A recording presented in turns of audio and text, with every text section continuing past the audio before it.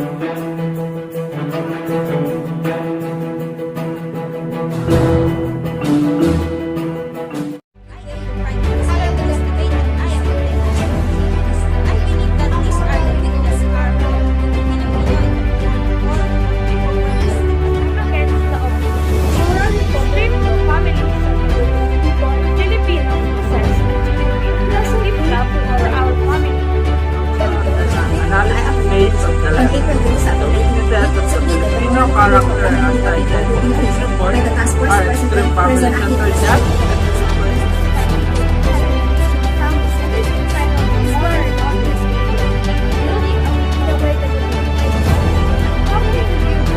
Are 8 students competing today.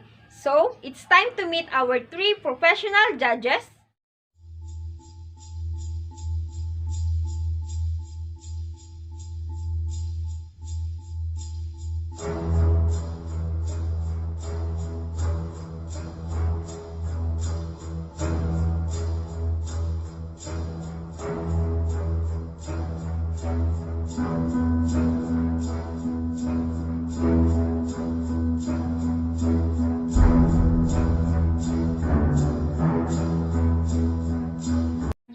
For now, let's check out the motion for the Asian 2021 Cup.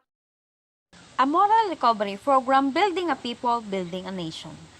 According to the report, a moral recovery program building a people, building a nation of Task Force to President Corazon Aquino, the Senate and the members of the press by then Leticia Shahani, the moving spirit behind the program, there are weaknesses of a Filipino character. As cited in the report of the weaknesses of a Filipino is the extreme family-centeredness. It is using one's office and powers to promote family interests. It results in lack of concern for the common good and it becomes a blocker to the national consciousness. The second one is the extreme personalism that causes graft and corruption. The third one is the lack of discipline that causes inefficient work system and violations of rules. The fourth weakness of a Filipino according to the report is the passivity and lack of initiative that leads to the Filipino to easily oppressed and exploited. The next one is the colonial mentality, which is the lack of patriotism or an active awareness, appreciation, or love of country. Kanya-kanya syndrome talangka mentality is also cited as weakness of a Filipino. This weakness may result in dampening of cooperative and community spirit and in the trampling upon others' rights. The next one is the lack of self-analysis and self-reflection, which is the tendency to be superficial and somewhat flighty. The last one is the emphasis on form rather than substance, wherein this lack of analysis and emphasis on form is reinforced by an educational system that is more form than substance. According to Leticia Shahani, 1988, from the report A Moral Recovery Program Building a People, Building a Nation, these cited weaknesses are rooted in many factors like home, social and economic environment, cultural and language, history, religion, educational system, mass media, leadership, and role models. Change is possible. However, and the following goals are proposed to develop in the Filipino. 1. A sense of patriotism and national pride. 2. A sense of the common good. 3. A sense of integrity and accountability. 4. The values and habits of discipline and hard work. 5. The value and habits of self-reflection and analysis. The internalization of spiritual values and the emphasis on essence rather than a form. That is the motion for round 1. So let's ask our Prime Minister. I am the Prime Minister of this debate and I am agree to the motion. I believe that these are the weakness character of the Filipino in the report of Moral Recovery Program Building a People, Building a Nation. Why? Because it is cited that the report of the task force President Corazon Aquino, the Senate, and the members of the press by then Senator Leticia Shahani, the moving spirit behind the program. It is submitted on April 27, 1998. These are the weaknesses of the Filipino character that affect in building a people, building a nation. The first one is the extreme family-centeredness. This is the character of some Filipinos of being a self-centered. They just promote self-interest as well as family interest to have a good quality of life, and also, they didn't need a help from others. It shows that they are opposite in saying no man is an island. We all know that all people should have sympathy to others because we are a child of God. We born differently in terms of physical appearance, mental capacity, skills, and many more. But as a child of God, we should continue improving ourselves as well as the others. The second one is extreme personalism. It means that because of the extreme relationship of the government officials, some of the Filipinos do not obey the law. As we can see right now, there are increasing number of crime happening in the Philippines. The results of lack of justice, so how that there are laws, but there are people who can disobey it. Another thing, because of this extreme personalism, it will lead to the graft and corruption evident in the Philippine society. There are many past administration that govern the Philippines, but still the problems is their lack of jobs and opportunities. Poverty is increasing that cause malnutrition and many more. The third one is lack of disciplines. This is the most character that some of Filipinos doesn't have, even though there are rules and regulation or law. It's nothing. If people within the Philippines doesn't have self-discipline, there will be no good society at all. The fourth one is passivity and lack of initiative. Some of Filipinos just wait for the others to tell, and when they do something, as a people, it's important to have initiative to do something that can help to the common goods, but some Filipinos doesn't have this because of fear to government officials. It shows that government is more powerful than Filipino people, but how can the Philippines call democratic country if the basis of judgment is only in the Philippine government officials? And the fifth one is colonial mentality. This is the character traits that most of Filipinos stuck on it. Philippines known for experiencing abuse from foreign people and also different cultures from other countries. Because of this, many Filipinos continue different cultures teach by the foreign people. It leads to forgetting our own culture and fostering it instead of the foreign cultures. This is shows and love for the country, Philippines. The sixth one is kanya-kanya syndrome, talangka mentality. This is the characteristic where some of Filipinos have because of feeling jealous and guilt with someone. The seventh one is the lack of analysis and self-reflection. This is the problem when people do things without thinking on it in 100 times. It will give a bad effects to everyone. So the lack of self-analysis and self-reflection is a weakness of some Filipinos. And the last one is emphasis on form rather than substance. Speakers believe that these are the weakness of Filipino character that affects in the moral recovery program, building a people, building a nation. Thank you. Let's move on the leader of oppositions. Opposition, I don't agree with the motion. Moral recovery program, building people, building a nation. A pleasant day to all of us. The event at EDSA in February 1986 not only a dictator but also demonstrated to the world and to ourselves our greatest strength as a people. At EDSA, we saw courage, determination, and strength of purpose. Even unity and concern to each other, we saw it.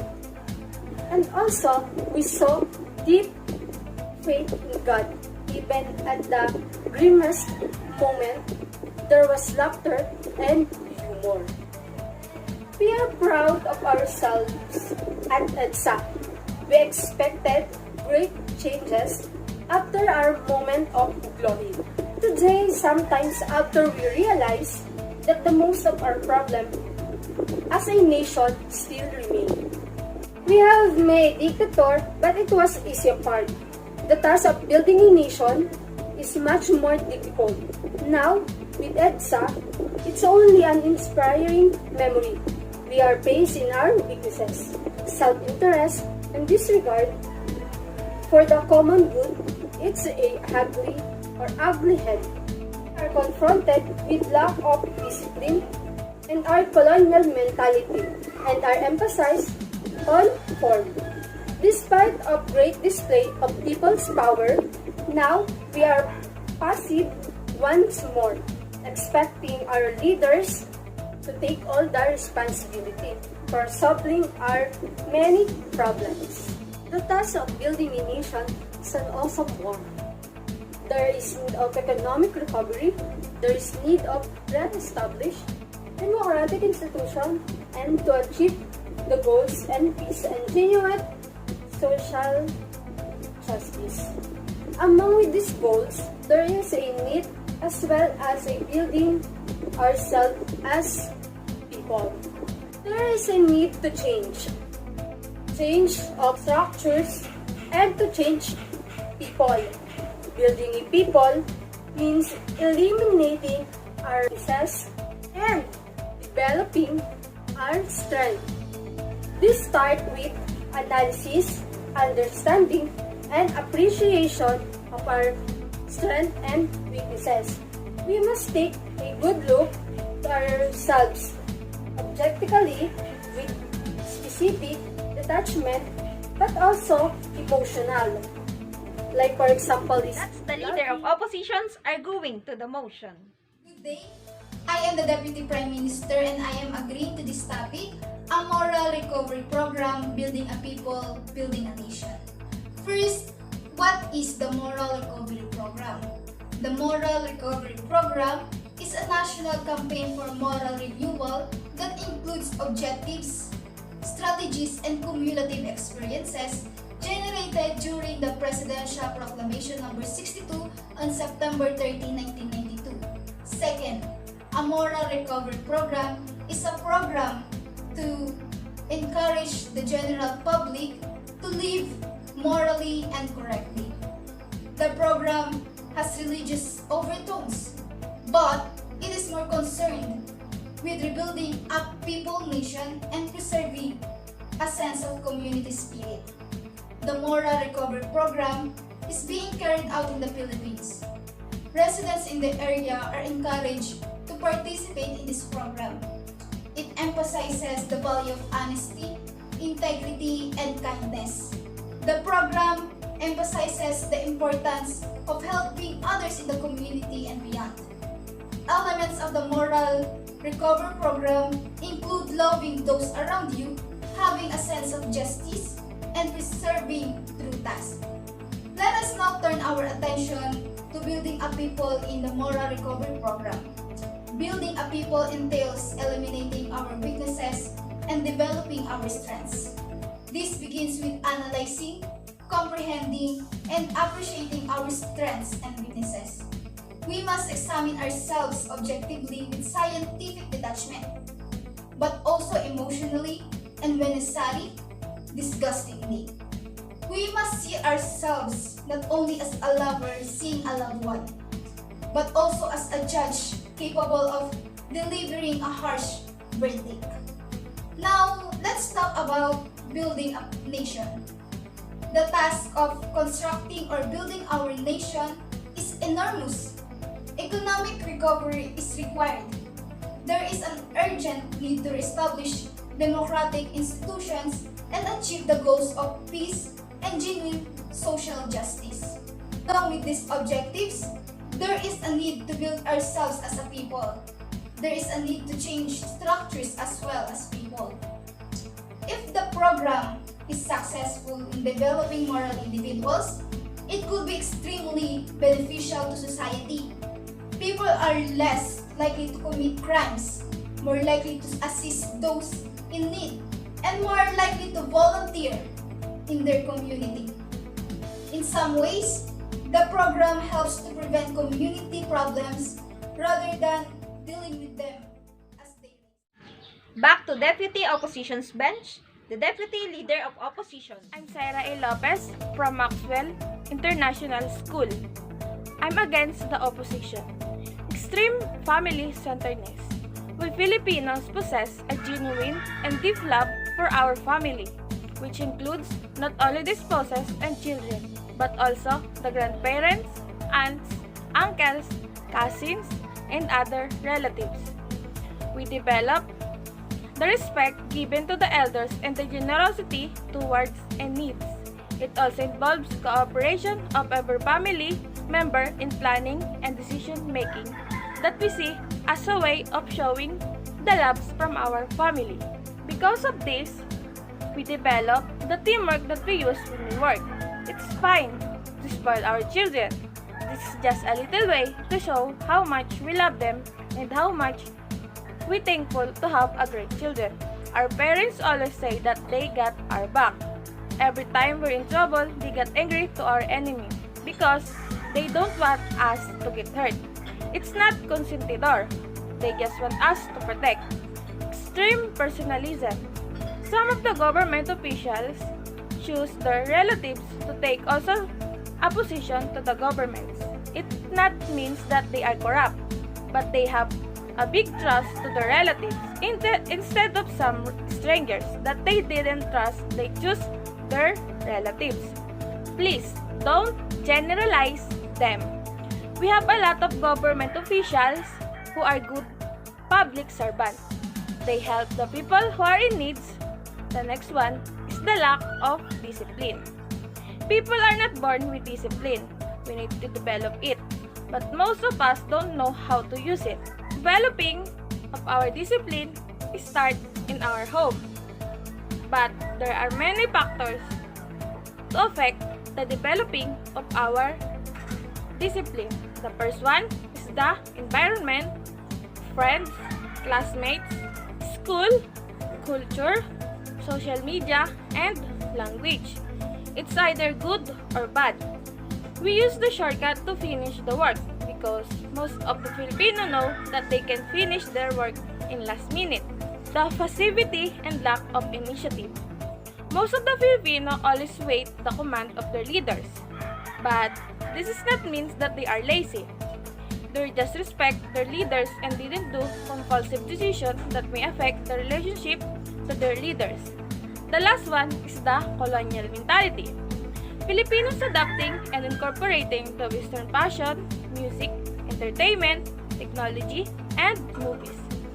This way of Filipinos is evidence that the world is continuing to That's the member of oppositions are going to the motion.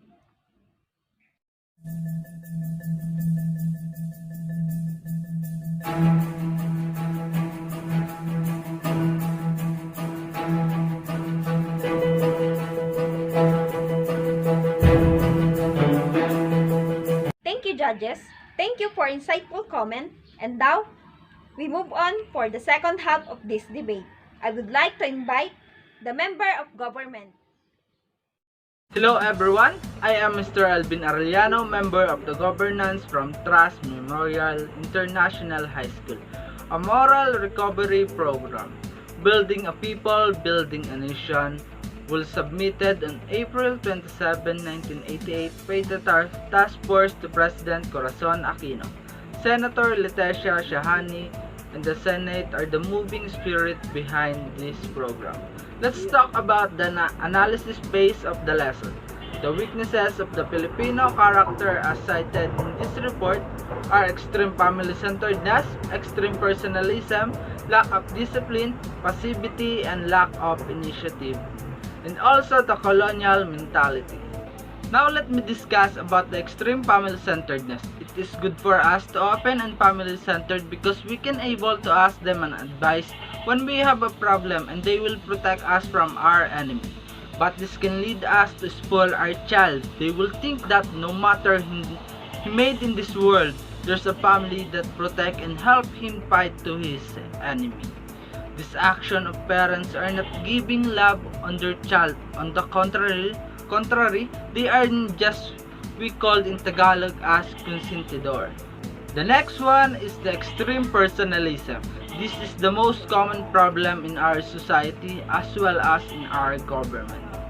The official or other people who has a power in the company or government will choose their relatives in hiring and they vote their relatives in the government position.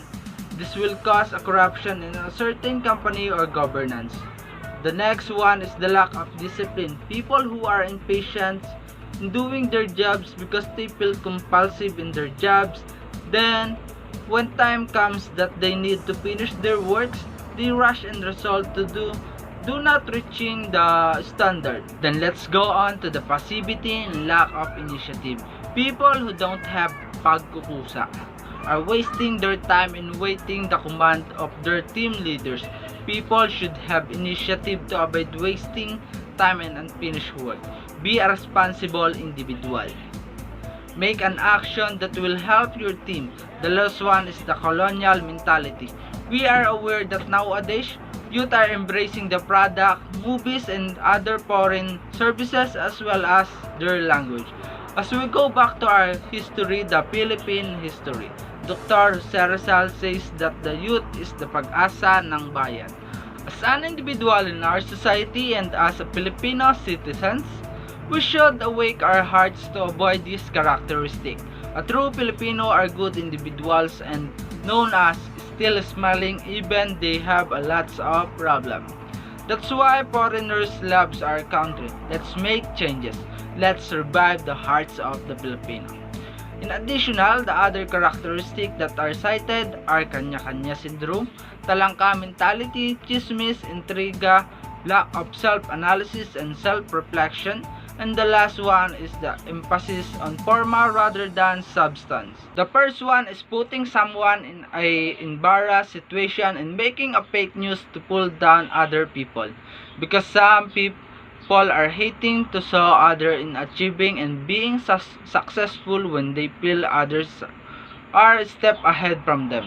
The second one is the people are just looking on the mistake or kapintasan of others and without seeing their imperfections.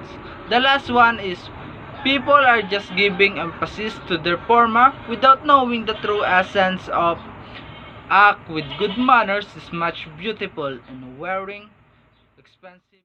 That's the member of the government arguing to the motion. Let's move on to the member of oppositions. Member of opposition, and I do not agree with the motion. The Prime Minister stated that having an extreme family-centeredness is one of the weaknesses of a Filipino character, in a way that it can tie one member into negativity.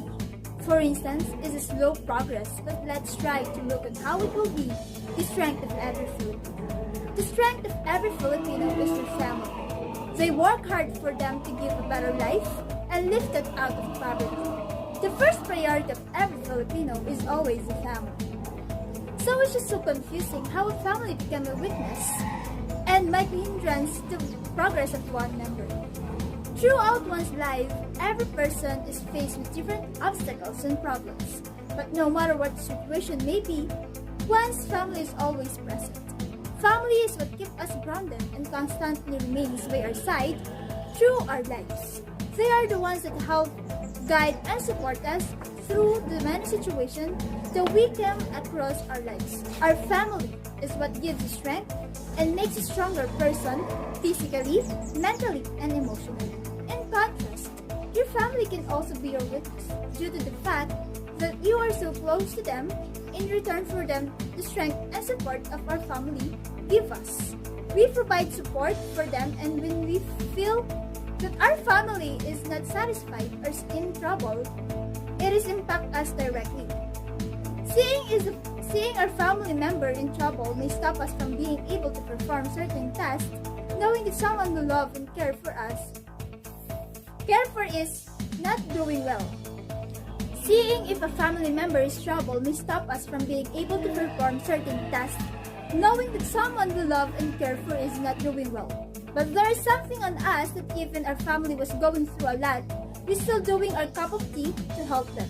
In other words, family was entitled on strength more than how it weakened us. Next, the Prime Minister also pointed out that the Filipinos' character weakened by the extreme personalism, usually leading it to the illegal activities, but it can be one's strength to uplift himself. It will never be causing illegal activity if one's country are free from corruptions and another one is lack of discipline. An individual can be disciplined if the government take action to manipulate their citizens' discipline.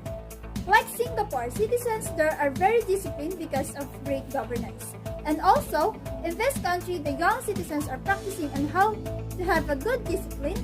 That's why it became their strength and identity. When we hear the name Singapore, it's connected with the word discipline. The next one, the Prime Minister also emphasized the crab mentality. Crabs are pulling each of them when they put into a container, which is not natural for them. They were supposed to be in a seaside in a free flat surface where they can move easily, but because of the power they were easily put into the container were unable to escape. They should cling to those who is about to escape. Just like people in government. When government put its people into small container, people will seek for freedom, and since the container was too hard to escape, they will be needed to cling with others, and tendency is to fall and no one can escape. So in other words, these characteristics exist when the government fails to give the freedom to its people. We move on to the second last speaker, the government whip. I am the government whip and I agree with the motion. On April 27, 1988, submitted a moral recovery program building a people, building a nation by the task force to President Aquino, the Senate, and the members of the press by then Senator Shahani, the moving spirit behind the program. What comes in our mind when we hear building a people, building a nation? When we have our people, we can build a nation, or as a citizen, we build our own nation. Before that, let's talk about what are the weaknesses of the Filipino character. First, extreme family centeredness. It is the process, the only family should always be the center of everything. If your father is a president, you as a son or daughter, you must also be a president. In short, political dynasty. In this way, people lose the right to give their opinion. Second, extreme personalism. Because of this personalism, the Filipino is uncomfortable with bureaucracy, with the rules and regulations, and with a standard procedure. Bureaucracy is a system of government in which most of the important decisions are made by the official rather than the elected representative. As a result, it can lead to corruptions and economic collapse. Third, lack of disciplines. A casual attitude toward time and space manifested in lack precisions and compulsiveness, in poor time management and procrastination. As a person, you must be disciplined so that your neighbor will also respect you. In ourselves, we need to be disciplined, and I know the word in the beginning, just always do. Let's change the habit while saying, organize oneself with a mind. Fourth, positivity and lack of initiative. Waiting to be told and to do, reliance on others, complacence, lack of sense of urgency. That is the meaning of the fourth problem and weaknesses. Lack of initiative, you will not act until instructed by other person. In other words, without initiative. Fifth, colonial mentality. Lack of patriotism or of an active awareness, appreciations, and love of the Philippines, and an actual preference for foreigners. There are so many of us. Even if you don't admit it, I know you are one of us. Why don't we patronize the own product and creations of Filipino compatriots? Almost all Filipinos also make what we buy, but only take it to abroad to be treated and result on. 6. Kanya-kanya syndrome and tarangka mentality. It is done by chismis, intriga, and constructive criticism. Tarangka mentality is one of the behavior that contrary to the wants and wishes of others. And chismis, we do not know if the information is true. And in the end, we can accuse slander for being wrong spread of information. Filipino have a selfish, self-serving attitude that generates a feeling of envy and competitive towards others, particularly one peers, who seem to have gained some status prestige. 7. Lack of analysis and self-reflection. It is the tendency to be superficial and somewhat petty. In this space, serious problems about personal social, there is a lack of analysis of reflection. Joking about most serious matter prevents us from looking deeply into the problem. 8. Emphasis on formal rather than substance. This is lack of analysis and emphasis on form is reinforced by an educational system that is more from the substance. Each of us lacks the analysis of something because the first we immediately see is outward appearance. We think it is beautiful, but inside there is a flaw. These weaknesses I have mentioned have huge impact in our lifestyle and mentality. That's the government whip arguing to the motion. And last speaker for this round, the opposition whip. I'm the opposition whip and I do not agree with the findings of the said report. It is entitled A Moral Recovery Program, Building a People, Building a Nation. But how can we build a people or even a nation if we only see is our weaknesses? Why don't we look on those weaknesses in a positive way or as a strength? It will surely help us in properly building a nation and its people. At the first place, extreme family-centeredness can be used in making common good. In political aspect, it can be helpful if the person who will replace the former official is someone related to their family. Because if the former official gave the great impact to the country, his or her newly elected relative can able to continue his or her legacy. Because there are times that if there are newly elected officials, there are also new rules, new policies, and there is no guarantee that it will going to promote common good. What I'm saying is that we must think 100 times before choosing who will be the leaders in our country. If we are going to stay on what we wanted, or if we're going to choose new that there's no guarantee. The characteristics of having an extreme personalism can also be helpful, especially that there's a lot of people who doesn't have jobs. With the help of personal contacts and give preferences to family and friends, there's a job opportunities for them. In terms of voting, they're just sharing what they believe that is the right decision to make. Showing unwanted behaviors are a result of having lack of discipline. I'm sure that there's always a reason why they are acting like that. Violation of rules. What if they don't know about the rules? What if they don't even know how to read? It is already a judgment, right? We should know what is the reason behind before we consider it as a weakness. Passivity, and lack of initiative. Filipinos are born to be patient and matiisin. It is just that because of that, Filipinos are easily oppressed and exploited. But as a citizen, we do also have rights to fight to those who oppress us. Colonial mentality.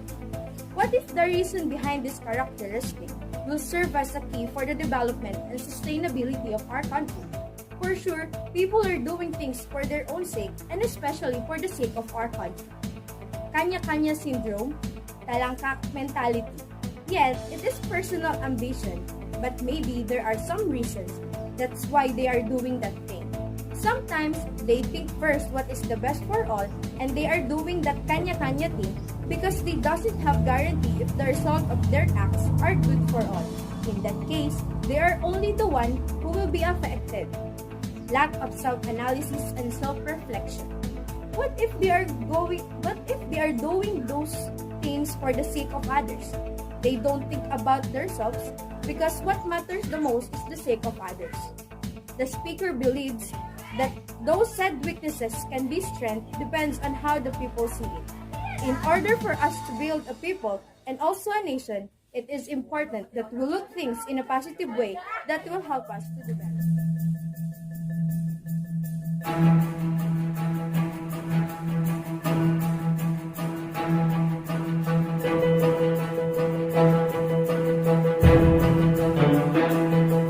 Thank you, judges.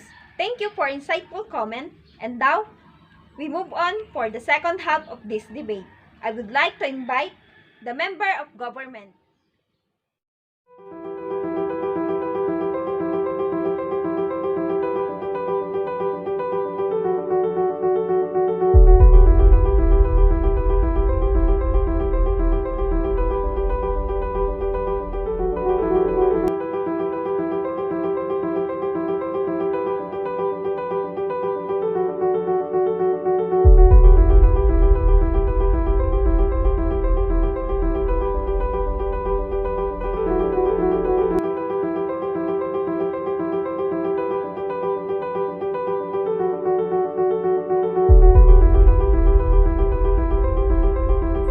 Ang polusyon ang isa sa pinakamabigat na dahilan sa pagkakaroon ng climate change. Nagkakaroon ng polusyon sa hangin dahil sa usok na nagmumula sa mga pabrika, sigarilyo, sasakyan, at marami pang masasamang usok. Maaaring dahilan rin ng polusyon sa tubig at lupa ay ang pagtatapon ng basura. Ang polusyon naman sa hangin ay maaaring maging dahilan ng pagkasira ng ating ozone layer, na siyang dahilan upang uminit ang klima. Ito naman ang nagiging dahilan kung bakit pabago-bago ang ating klima.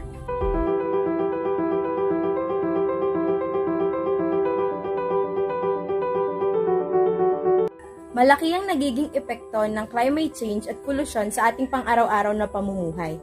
Dahil sa pabago-bagong panahon, dulot ng polusyon, marami ang mga naglalabas ng mga sakit. Bukod dito, marami ding kabuhayan ang nadadamay. Kaya't hanggat maaari ay iwasan nating gawin ang mga bagay na nagiging dahilan ng polusyon na nagiging sanhi naman upang magkaroon ng climate change.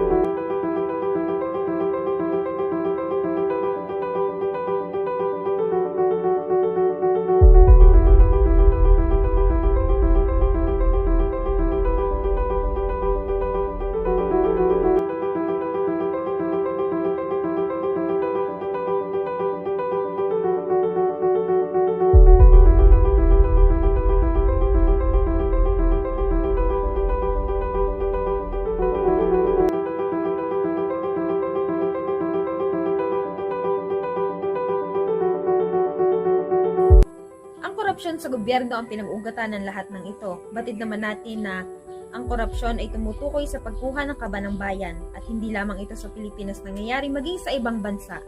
At dahilan din ito ang kawalan ng trabaho. Kaya mapapansin natin na maraming Pilipino ang pumupunta sa ibang bansa upang magtrabaho at na tinatawag nating mga OFW o ang Overseas Filipino Workers. Ginagawa ito ng ating mga kababayan sapagkat gusto nilang matugunan ang mga pangangailangan ng kanilang pamilya. At dahil din ito sa korupsyon sa gobyerno ay nagiging dahilan din ito ng malnutrisyon at pagkagutom. Gayon din ang hindi na rin natutugunan ang karapatan ng mga kabataan na makapag-aral. Kung kaya, malaki talaga ang nangyayaring korupsyon sa isang bansa sa pag-unlad ng mga mamamayan at ng isang bansa.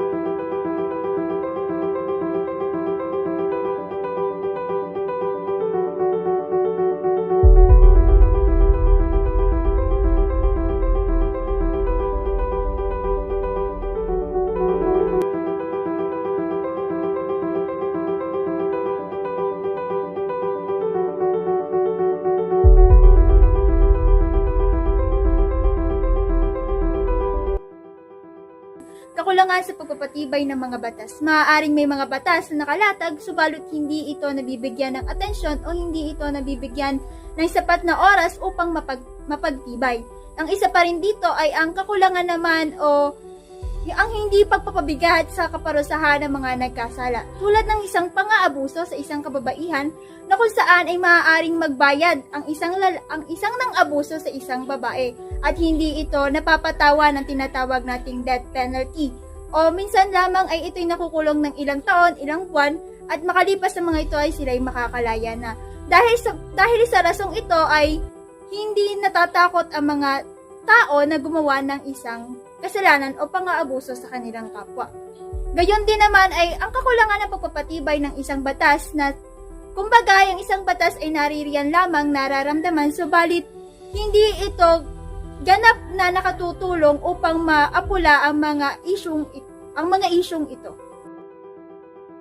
Ang kadalasang pinagtatalunan tungkol sa relihiyon ay ang paniniwala tungkol sa Diyos, sapagkat sa mundong ating ginagalawan ay batid ng lahat na may iba't ibang relihiyon meron ang mga tao. Ngunit, iba man ang ating paniniwala patungkol dito, ay nararapat na irespeto na lamang ang paniniwala ng bawat isa.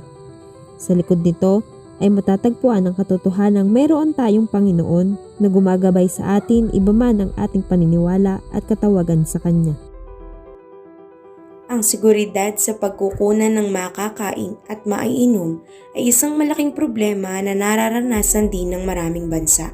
Sanhi nito ang pagbabago ng panahon, pagdating ng kalamidad, at maging ang kakulangan ng puhunan at suporta mula sa gobyerno.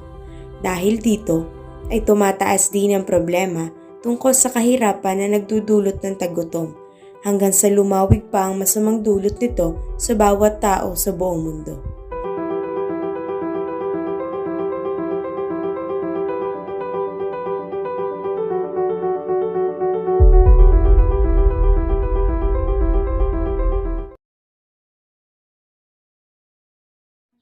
For now, let's check out the motion for the Asian 2021 Cup. The Filipino character, strengths, and weaknesses. In 1998, Senator Leticia Shahani submitted to the Senate this report titled A Moral Recovery Program, Building a People, Building a Nation. This report cites the strengths and weaknesses of the Filipino character. Here are the strengths of the Filipino character. First, the pakikipagkapwa-tao. Second, family. Third, joy and humor. Fourth, flexibility, adaptability, and creativity. Fifth, hard work and industry. Sixth, faith and religiosity. Seventh, ability to survive. And here are the weaknesses of the Filipino character. First, extreme personalism. Second, extreme family-centeredness. Third, lack of discipline. Fourth, passivity and lack of initiative. Fifth, colonial mentality. Sixth, kanya-kanya syndrome. Seventh, lack of self-analysis and reflection. There is so much good in the Filipino, but so much needs to be changed too. Many of our strengths as a people are also sources of our weaknesses. That is the motion for round 1. So let's ask our Prime Minister. As the Prime Minister of this debate, I agree with the motion. I believe that these are the strength and weakness of Filipino character. Why? In 1988, Senator Leticia Shahani submitted to the Senate this report entitled A Moral Recovery Program, Building a People, Building a Nation. It shows the strength and weakness of Filipino character. The first one is pakikipagkapwa-tao. This is the most important thing that Filipino must have because helping hands is better than one. By this, it will help to achieve things that everyone wants to pursue. It also shows the bayanihan of the Filipino people that results to everyone's success. It is opposite in their weakness, extreme family-centeredness, or being selfish in doing something. The second strength is family orientation. This is the most known character and culture of every Filipinos for being a family-oriented. The third strength is joy and humor. In having this character, it helps every Filipino to make or do their job easily, even though if it's hard. And also, in dealing problems, it helps a lot in every Filipino. The fourth strength is flexibility, adaptability, and creativity. These character traits have a big impact to every Filipino to foster themselves as well as the country, and also help in facing different challenges and changes that might happen because of the needs and demands of the society. The fifth strength is hard work and industry. Having this character help in making things easier. The sixth strength is faith and religious trait. Every Filipino known for being makajos and religiosa because they believe that everything will be fine by the help of their God who created them. They also believe that their God don't give any problem without solution. They offer themselves to serve their God. And last strength is the ability to survive. This may happen if all the weaknesses cited above is flying in every Filipinos. The Filipino character weaknesses tackled a while ago, which are extreme family-centeredness, extreme personalism, lack of disciplines, passivity, and lack of initiative, colonial mentality, kanya-kanya syndrome, talangka mentality, lack of self-analysis and self-reflection, and emphasis on forma rather than substance. According to Senator Shahani's report, given in 1980, those things still be true today so that the Department of Education have a vision to help to develop Filipinos. These are Filipinos who passionately love their country and whose values and competency contribute meaningfully to building a nation. And the four core values is makadiyos, makatao, makabansa, at makalikasan. So, the speaker believed that those are strength and weakness of Filipino character in moral recovery program building a people. Let's move on the leader of oppositions. I am the duty leader of the opposition. I don't agree with the motion. The Filipino character, strength, and weaknesses, value education in school. Extreme personalism, Filipino view in the world in terms of personal relationship and to extend to which one is able personally to relate to things and people determines our recognition of each existence and value. There is no separation between an object, task, and emotional involvement. This personalism is manifest in the tendency to give personal interpretation to action. Thus, a sincere question may be viewed as a challenge to one's competence or positive feedback. Become personal in their criticism and quiz. Personalism is also manifested in the needs to establish personal relationship before any businesses or work can be successful. Because of their personalistic worldview, Filipino has difficulty dealing with any forms of impersonal. For this reason, one is uncomfortable with bureaucracy, with the rules and regulations, and with standard procedure. All of these tend to be impersonal. We ignore them or ask for exemption.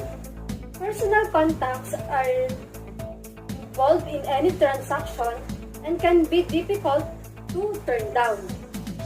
Reference is usually given to the family or friends in hiring, delivery of servings, and even in voting. Extreme personalism leads to the graft and corruption evident in Philippine society. Extreme family centeredness, while concerned to the family of one power as means of promoting the interests of the family in nationalism and patriotism, and the political dynasty. In the protection of earning in the family, it results the lack of concern and the common good and acts as block to the nation consciousness. Lack of discipline. The Filipino lack of discipline encompasses several related characteristics. We have a casual and relaxed attitude toward time. That's the leader of oppositions arguing to the motion. Again, I am the Deputy Prime Minister and I agreed and support the statement of the Prime Minister before. Why? Because the Philippines, like any other country, has its own set of values and stereotypes. We Filipinos are convinced that our country possesses the best values and characteristics in the world. Filipinos are not perfect, but we have great qualities that each of us should be proud of. Like what the Prime Minister said before, according to Senator Letitia's 1998 Senate report titled A Moral Recovery Program, Building a People, Building a Nation, the strengths of the Filipino character are pakikipagkapwa-tao, family orientation, joy and humor, flexibility, adaptability and creativity, hard work and industry, faith and religiosity, and ability to survive. The first is the pakikipagkapwa-tao, which we are secure and happy if our relationships with others are satisfying. Second, the family orientation that gives us strength and helps us to become better people, physically, mentally, and emotionally. Third, the joy and humor. It's a coping mechanism.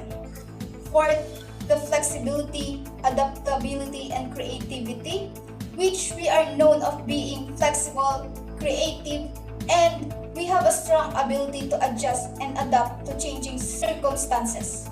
Fifth, hard work and industry, which is we are persistent in achieving whatever we set our minds to. Sixth are the faith and religiosity, which is central to most Filipinos' lives. And the final one is the ability to survive, which we have a survival instinct. And let me add something. Filipinos are open to others and feel a sense of belonging to them. We treat others with dignity and respect, and we treat them as fellow humans. A Filipino character has the distinct advantage of being ageless. Despite the passage of many generations, Filipinos have not forgotten these values. These values serves as a guide for Filipinos on how to live as true and good citizens of the Philippines. We, as the Filipino youth, can develop this moral character through practice and discipline. If these things are taught, Filipinos will undoubtedly adopt them and never forget them. We should put our strengths into practice more, and we should accept responsibility for the shortcomings. It is critical for Filipinos like me to learn more about this so that we can better cultivate these qualities and values, which will also serve as our Filipino strength. Back to Deputy Opposition's bench, the Deputy Leader of Opposition. I'm Syra A. Lopez from Maxwell International School. I'm against the opposition. The strengths and weaknesses of a Filipino teacher both can be a vice versa. The first strength is family orientation. Family in the Philippines always supporting each other. They have a strong foundation. The elder children expect to graduate and have a high salary job, and also expect to help their parents to support their younger siblings financially. It may result to the elder children to be a matandang dalaga o matandang binata because they thought that it's their responsibility to support their siblings financially. Pakikipagkapwa-tao is one of the famous characteristics of a Filipino, but we know that we have a different personality. Maybe that one person which we didn't like, but because of pakikipagtao, we forced to get along with them. It may result as a Filipino term, plastic. There are saying that madaling maging tao, mahirap magpakatao. It's easy to be a human, but it's hard to force ourselves to like that person that we didn't like. Joy and humor. We Filipinos tend to always smile even we have a lot of problem. We always joke around, but some of the jokes are below the belt. Remember, my high school teacher said that some of the jokes are half truth and half lie. We tend to joke around, but we might hurt them not physically but mentally or emotionally. These are some strengths of Filipino character that may be our weaknesses. The Department of Education helps us to understand these things and help to develop the students. The edukasyon sa pagpapakatao is one of the subjects in grade 1 to 10. They taught the different value, but the subject taught also the students to life. They know what is right, but they didn't apply it. Instead, they just answered the question to have a higher grades or to pass the subject. In grade 11 and 12, we have also a subject to teach the value. It is called Philosophy of the Human Person and Personal Development. It is the replacement of edukasyon sa pagpapakatao in grade 1 to 10. That's the member of oppositions are going to the motion.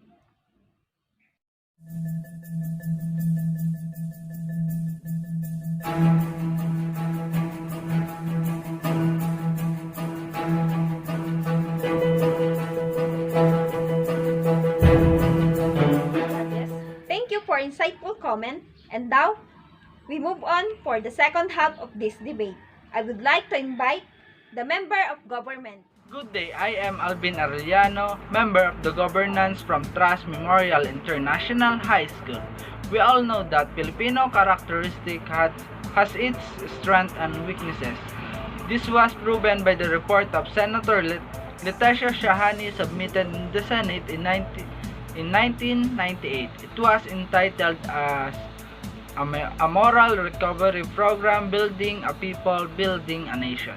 This report cited the strengths and weaknesses of the Filipino character. Strengths are pakikipagkapwa-tao, family orientation, joy and humor, flexibility, adaptability, and creativity, hard work and industry, faith and religiously, and ability to survive. Then the Filipino characteristic has a weaknesses, and these are the extreme family-centeredness, extreme personalism, lack of discipline, passivity, and lack of initiative. Colonial mentality, kanya-kanya syndrome, talangka mentality, lack of self-analysis and self-reflection, and emphasis on forma rather than substance. We can see that the weaknesses of the Filipino characteristic are from its strength. Also, Shahani explained that being a family-centered can cause in preventing us to reach our socialization with other people in our community. We care to those people that we know, and we are unfair to those people who we didn't know. Filipino also observe as God-centered, but some Filipino are just going to church every Sunday for asking a blessing, but they didn't make any action to achieve those dreams. For example, people ask God to have a job, then he is just waiting for it. He didn't seek for a job or do anything to find a job. The point is, how can you achieve your dreams if you don't make any effort to achieve it? We can be hardworking and yet can be lazy in our workplace. The bad things to Filipino, we are not looking for an opportunity, but we are just seeing a problem in a certain situation. Also, according to Shahani's report, the Department of Education helped us to understand these things and help to develop the student. We can see the vision, mission, and goals are the first thing that the school teach to their student. For letting their student understand the essence and value of having a good characteristic, as well as having a high quality education, so that the curriculum promotes of having a high consideration in terms of valuing student. Lately, the values education has been changed to its new subject name as Edukasyon sa Pagpapakatao. It was changed since the K-12 curriculum is implemented to the Philippines. The subject Edukasyon sa Pagpapakatao was taught from grade 1 to grade 10. Then, in grade 11 and 12, that subject name was not used. Instead, the curriculum offered a new subject name, such as Introduction to the Philosophy of the Human Person and Personal Development. But these subjects are still in the essence of values education. School teach lessons and also teach good values to their students. The essence of educating individual is not just teaching them a lesson very well, but to teach the right action and good behavior. That was the true essence of education that we are talking in. That's the member of the government arguing to the motion. Let's move on to the member of oppositions.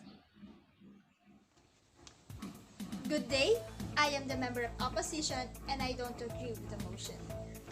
The Prime Minister's point out that there are strengths in Filipino character such as pakikipagkapwa-tao, family orientation, joy and humor, flexibility, adaptability and creativity, hard work and industry, faith and religiosity, and ability to survive. They state it as generalization to all Filipino. We are all different.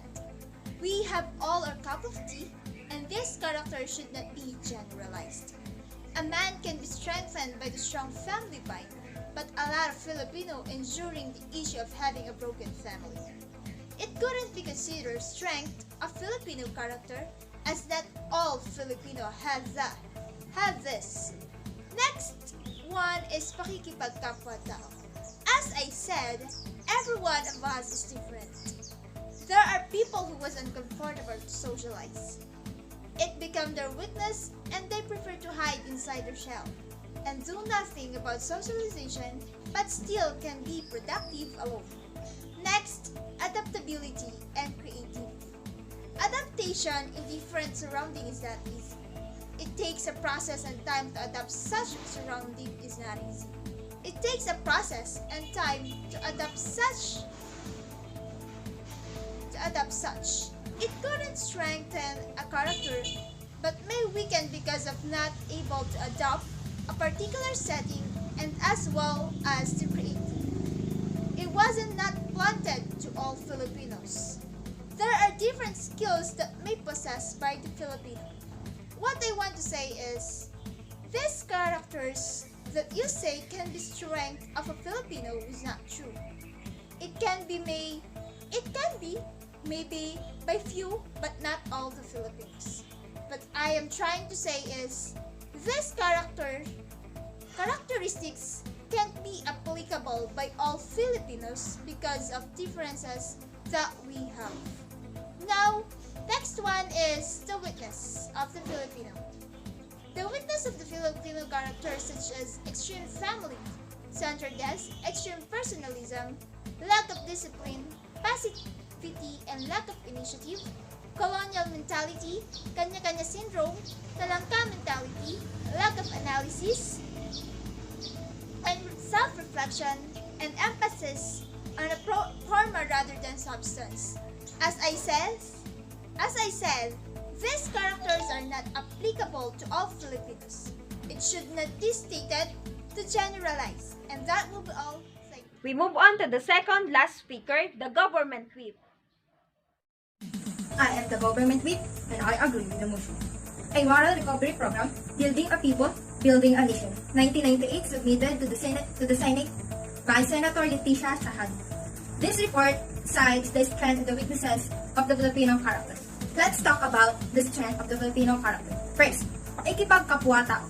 Communicating with fellow human beings. They say it doesn't matter how poor you are as long as you are rich in association. People will like you even if you don't have money. Second, family orientation. Family-oriented means that a person puts their family and loved ones at the core of their priorities. You will do everything for your family and lift them out of poverty. Third, joy and humor. Even if they have a problem and suffering from the unusual thing, we have time to be happy. Smile even if we are tired. Fourth, flexibility, adaptability, and creativity. In this term, a person have a skill to adapt to a working area as soon as they want what they are doing. Fifth, hard work industry. As a Filipino, we are known as a patient people. We are persevere in our work because we always think that we can work for our family. Sixth, faith and religiosity. There have many religions, but we have only God in our heart. The Filipino is known as pious. 7. Ability to survive. A Filipino have ability to survive to their daily life. I can say that Filipino are strategic because they are able to find a way to to solve problems that they think could not be solved. These 7 behaviors are the strength of every Filipinos. Let's proceed to the weaknesses as a summary. First, extreme family-centeredness. Second, extreme personalism. Third, lack of discipline. Fourth, positivity and lack of initiative. Fifth, colonial mentality. Sixth, kanya-kanya syndrome and talangka mentality. Seventh, lack of analysis and self-reflection. Eighth, emphasis on formal rather than substance. Let's proceed on the next topic, which is value education in school. The Department of Education has its vision to help develop Filipinos who passionately love their countries, whose values and competence enable them to realize their full potential and contribute meaningfully to building a nation, and have a core values which is makajos, being faithful, makatao, being humane, makakalikasan, and makabansa, loving our nature and also our country. Every time I attended in the flag ceremony, we recite the core values and also the mission and vision of our school. This is the way to still remember what the school for. They were taught when I was elementary school until now, we recite it, and it is the one of reminders of what human creature of the Lord should behave. That's the government whip arguing to the motion. And last speaker for this round, the opposition whip. As an opposition whip, I disagree of what the report stated. They considered pakikipagkapwa-tao, family orientation, joy and humor, flexibility, adaptability and creativity, hard work and industry, faith and religiosity, and the last is the ability to survive as strengths of the Filipino character. But we all know that every individual are different from each other. There are instances that they don't have complete happy family. How it will serve as a strength if that's the case? Joy and humor. It is considered as strength for others. But how about the rest that they can even feel the joy of life because of the downfall that they experience? Flexibility, adaptability, and creativity. Not all Filipinos have the same way of thinking and IQ capacity. It means that not all Filipinos can easily adapt the changes. Ability to survive. How can an individual survive if there's a lot of hindrances that they need to overcome? The report also stated that Filipino characters have weaknesses like extreme family-centeredness, extreme personalism, lack of discipline, passivity and lack of initiative, colonial mentality, kanya-kanya syndrome talangka mentality, lack of self-analysis and self-reflection, and emphasis on forma rather than substance. These weaknesses can be considered as strength. Depends on how people will consider it or take it. In terms of value in education, it is important that every student have good values. The Department of Education has its vision, but we are not sure if it is effective. Because why there are Filipinos who rather choose to go abroad instead of staying here in our country and help building our nation. Yet, there are more job opportunities there, but if we really love our country, we will stay. Filipinos are known for being resourceful. That's why no matter what happened, there's always a way on how to overcome the challenges that we have. There are core values that Department of Education give. The makajos, makatao, makakalikasan, and makabansa. But we are not sure if all Filipinos, or to be specific, the students, practice and apply those core values in their lives. Makajos, our doubt and not believing on Him is already a sin. The unwanted acts that we show or do to our fellow men shows a violation on one of the core values, which is the makatao. In simply throwing a trash or garbage on the sidewalks, we are also violating one of the said core values, which is the makakalikasan. Lack of patriotism is also a factor that will affect us in the practice of being makabansa. The speaker does not agree on what is stated because there are instances that can be considered, like the said strengths that can be the weaknesses or of an individual because every individual is different. As a speaker, I don't believe that the DepEd vision and core values are still practiced nowadays.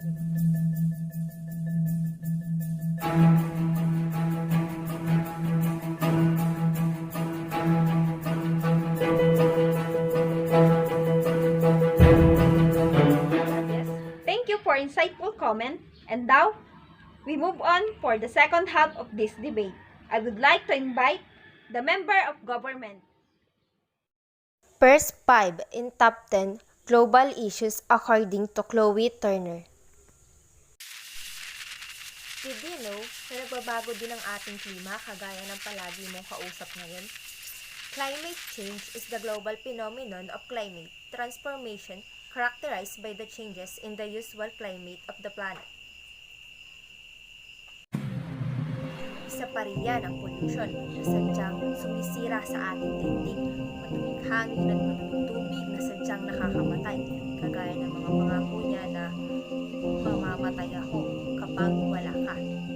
Pollution is the introductions of harmful materials into the environment. These harmful materials are called pollutants. Let's talk about the violence. Kung alam mo sinasaktan at nasasaktan ka na, lumayo ka na. Did you know, violence is a behavior involving physical force intended to hurt, damage, or kill someone.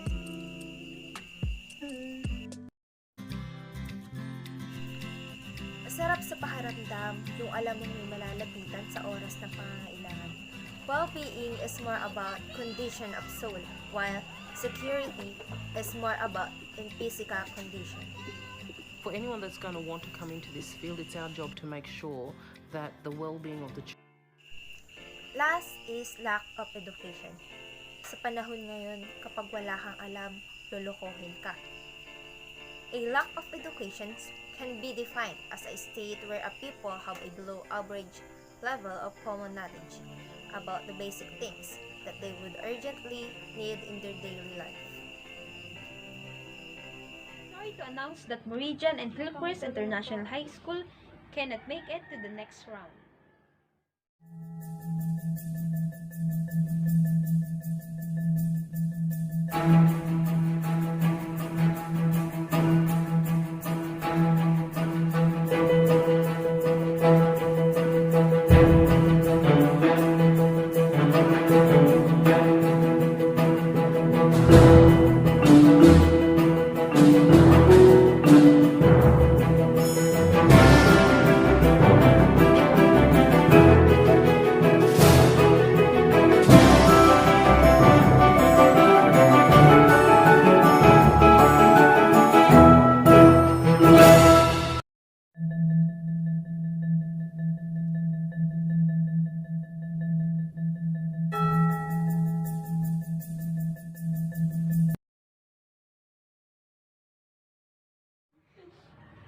Welcome to the third round. Here are the qualifiers: the Trust International Memorial High School and Maxwell International High School. For now, let's check out the motion for the Asian 2021 Cup. Opportunities for school community partnership. Partnership implies two parties helping each other. Both parties benefit the school and community. What can the community do for school? Brigada Eskwela. This is a school maintenance program that has institutionalized since 2009 when DepEd issues DepEd Order Number 100. Curriculum development. This can mean use of community resources for learning. Work experience program. A concrete example is the work immersion. Students are given the opportunity to work in relevant establishment. Business establishment and offices in the community can serve as a training ground for learners. Remediation and enrichment classes. Parents and retired teachers may be involved in the school reading remediation. Youth Development Program. The young may involve themselves in youth development programs and develop their skills and talent, learn how to deal positively with peers and adults, and serve as a resources in their community. Community service. Students participating in tutorial program, community reforestation program, clean up drive for a river, and etc. School may allow the community to use school resources. Here are concrete examples enumerated by the DepEd Primer on school community partnership. First, classroom use by community organizations for meetings. Second, school use as a polling place and venue for medical mission, which it may co-sponsor with rural health unit. Third, school use by the rural health unit for mother class on child care. Fourth, school use as evacuation center. Fifth, school facilities used for community assemblies. Sixth, basketball court used for local celebrations and barangay sport league.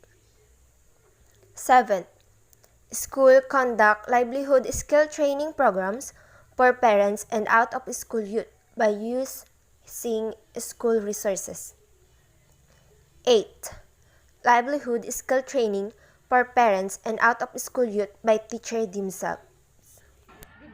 I would like to invite the member of government. Again, I am Mr. Alvin Arellano, member of the governance from Trust Memorial International High School. Let's talk about the opportunities for school community partnership. Then here are the things that the schools and community benefits from each other. The first one is the Brigada Escuela. This program engages all education stakeholders to contribute their time, effort, and resources in ensuring that public schools facilities are set in time for the forthcoming school opening. It was been done 2 weeks or 1 month before the opening of classes. This program was issued as the DepEd Order number 106 since 2009. The next one is the curriculum development. The students are able to learn outside the school when they go to a museum or significant place in our community and connected with their research subject. It can be also in making an interview to an authority that can help them to their study. The other one is work experience program. Students are allowed to have an experience in workplace that are related to their core subject. For example, is having an immersion, where the student learn how to act in a job and open their mind in the reality of the world. From these experiences, with the help of the community stakeholders, schools are able to fulfill the curriculum requirements. They can also able to know the different things to have an adjustment on a curriculum to improve the skills of every student. Next one is remediation and enrichment classes, where the parents and retired teachers impel this program to enrich the surroundings and project in school.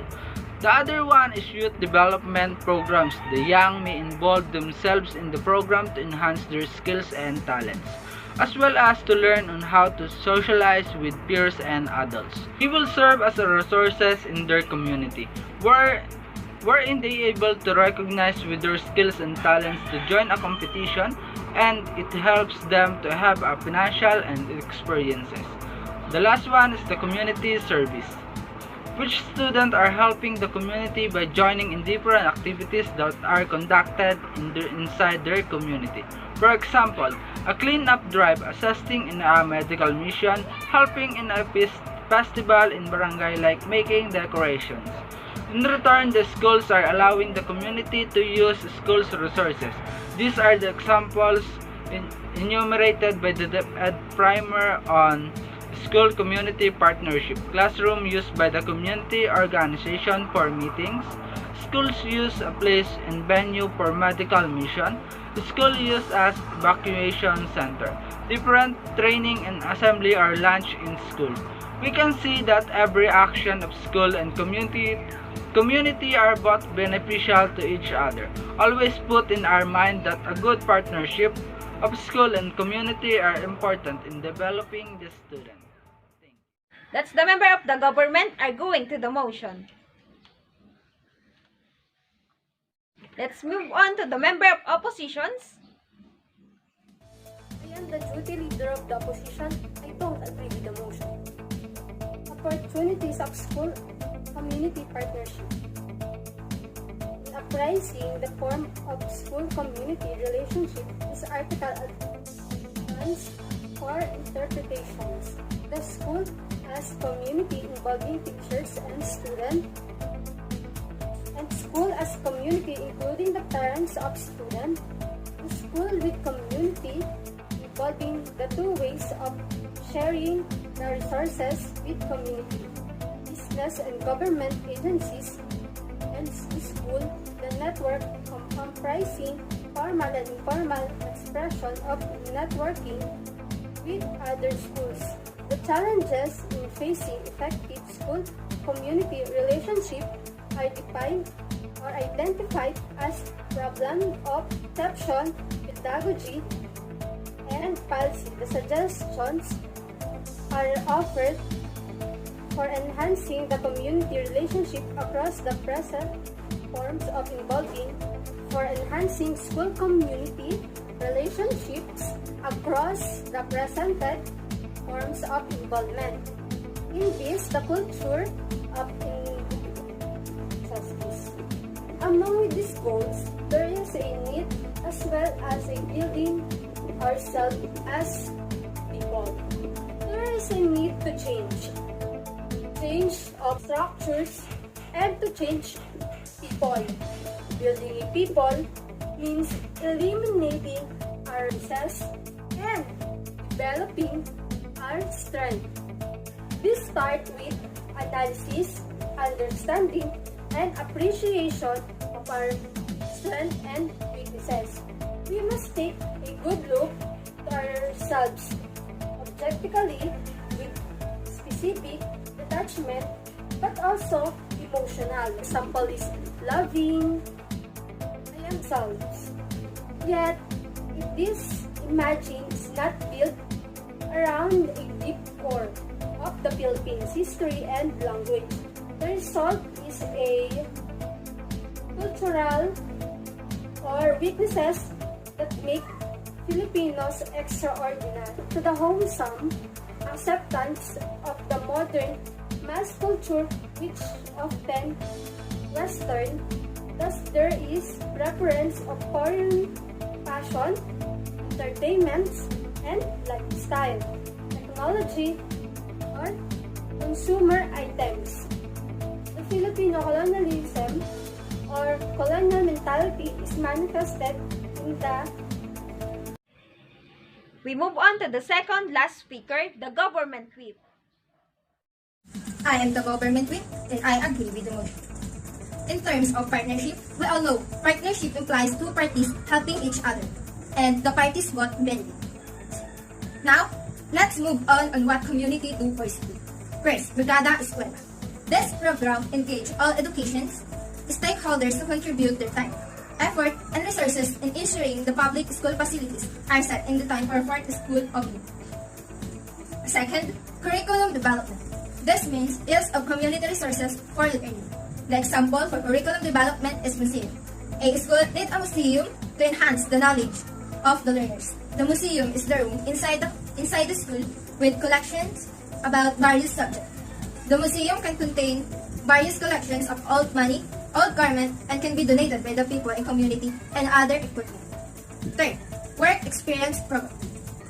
Business establishment and offices in the community can serve as a training ground for learners. When I was in senior high school, I remember that we had a work immersion.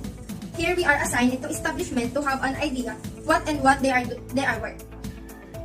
The community helps the students a lot to shape their knowledge in a various things.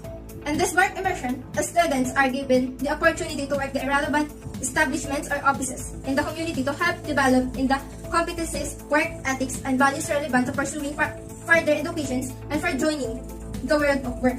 Partners offices immersions provide senior high school students with the opportunities. First, to become familiar with the workplace. Second, employment simulation. Third, to apply their competencies in areas of specialization. Some schools this serve learning since it actively involves students in the wide range of experience, which benefits students and the community at the same time fulfilling the requirements of curriculum. Fourth, remediation and enrichment classes. In this kind of terms, parents and retired teachers may be involved in the school reading remediations and Learning Enrichment Program. Fifth, Youth Development Program. This is a way to further enhance the talents of each youth. The learners how to deal positively with the peers and adults and serve as a resources in their communities. 6. Community service. A community service enhances the skill of the learners. Community service is unpaid work performed by a person or group of people for the benefit and betterment of the community without any form of compensation. The example of community service are students participating in tutorial programs, community reforestation program, clean-up drive for a river, and etc. All I have mentioned are the accomplishments of community for the school. Now, let's talk about what school really does help a community. A school may allow the community to use school resources. First, classroom use by community organizations for meetings.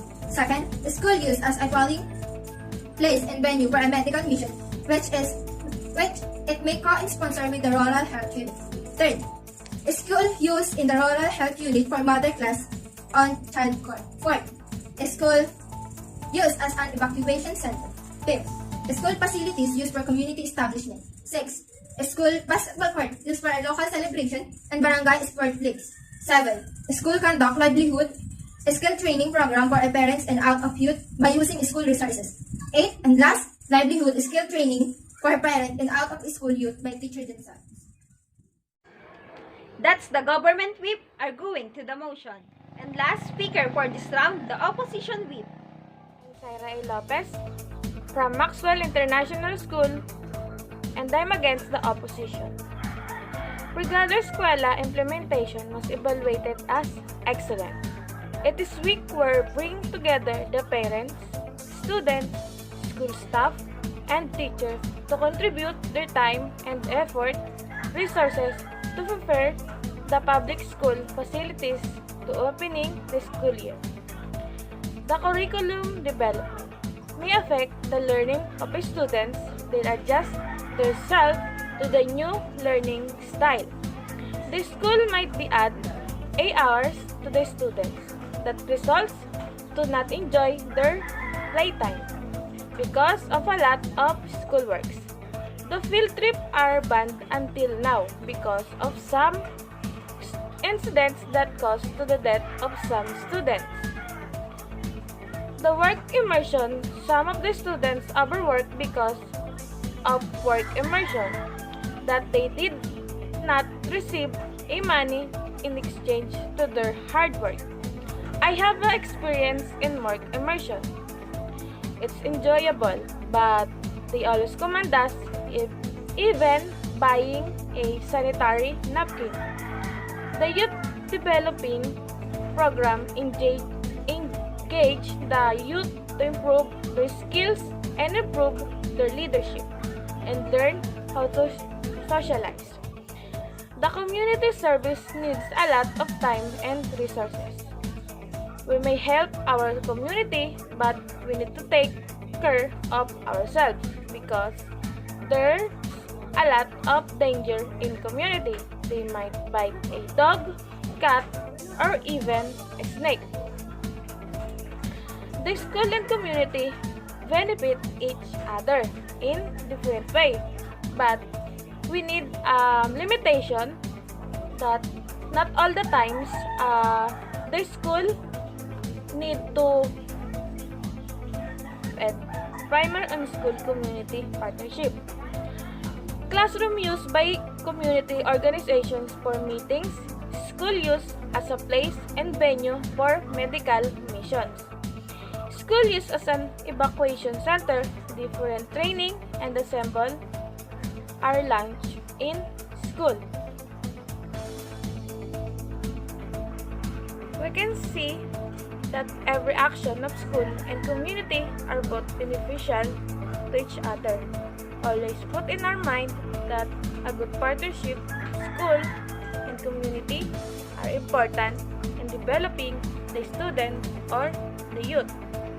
And they are the ones who help each other to be a good citizen, the every youth. Here's our judges to share their insights for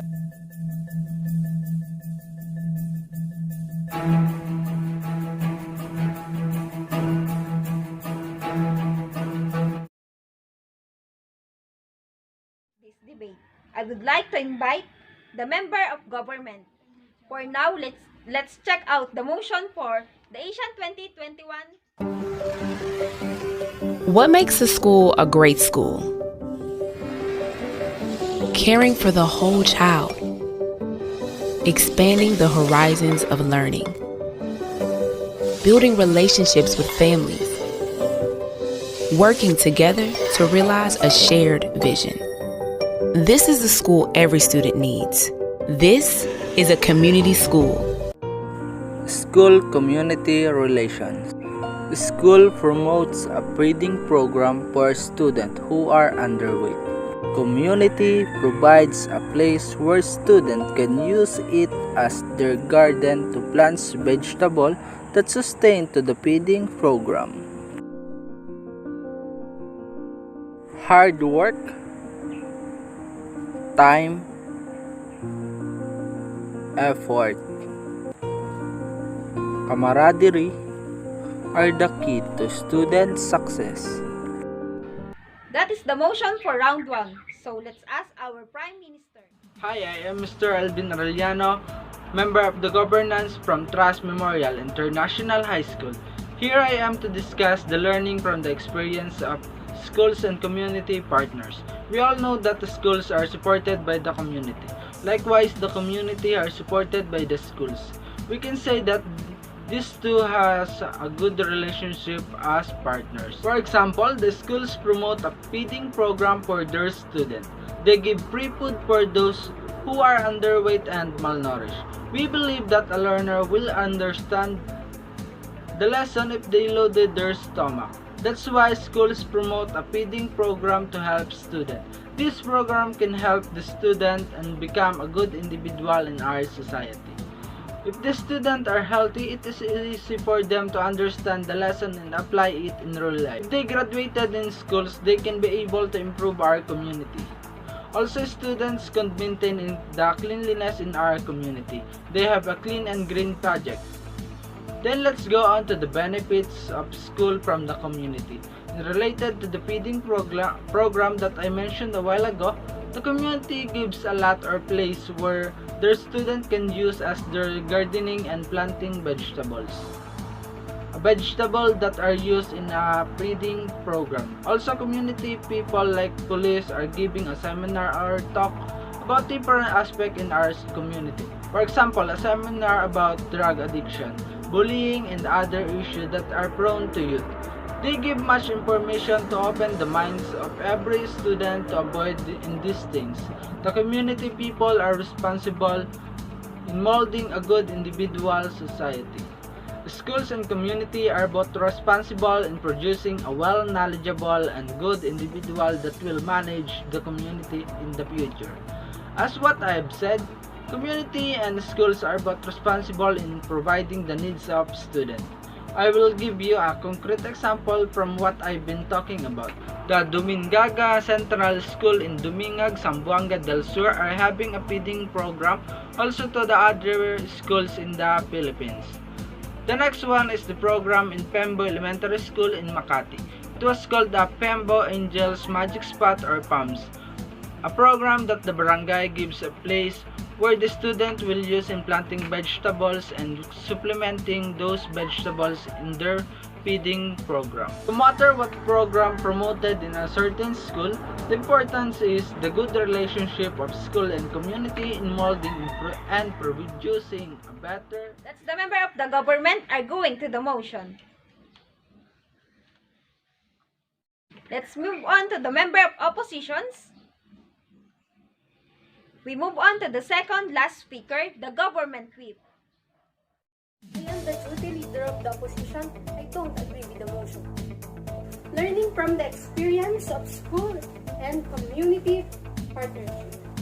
Public schools were designed to ensure that all children will receive access to free and comprehensive basic education.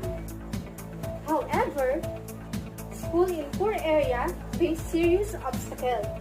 Their students may be less prepared for school and often struggle with the family problems, funding issue, and the stress of work an observed area can be also affect the quality of education in these schools.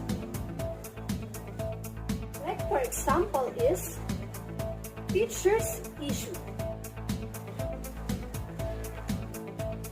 According to 2004 report by Review Our Schools, securing your future, an educational streak or tax for school teacher issue. According to 2004 report by Renewing Your Schools, Securing Your Future, an educational task for school in poor communities tend to have more staffing issues. Demand for teachers has generally increased, and teachers may choose to work in more than schools, and schools with more resources. Moreover, the stress of work in unemployed children and incest lack support in doing so can cause a high turnover rate than in wealthier schools. This make it harder for the teacher to develop long-term relationship with students.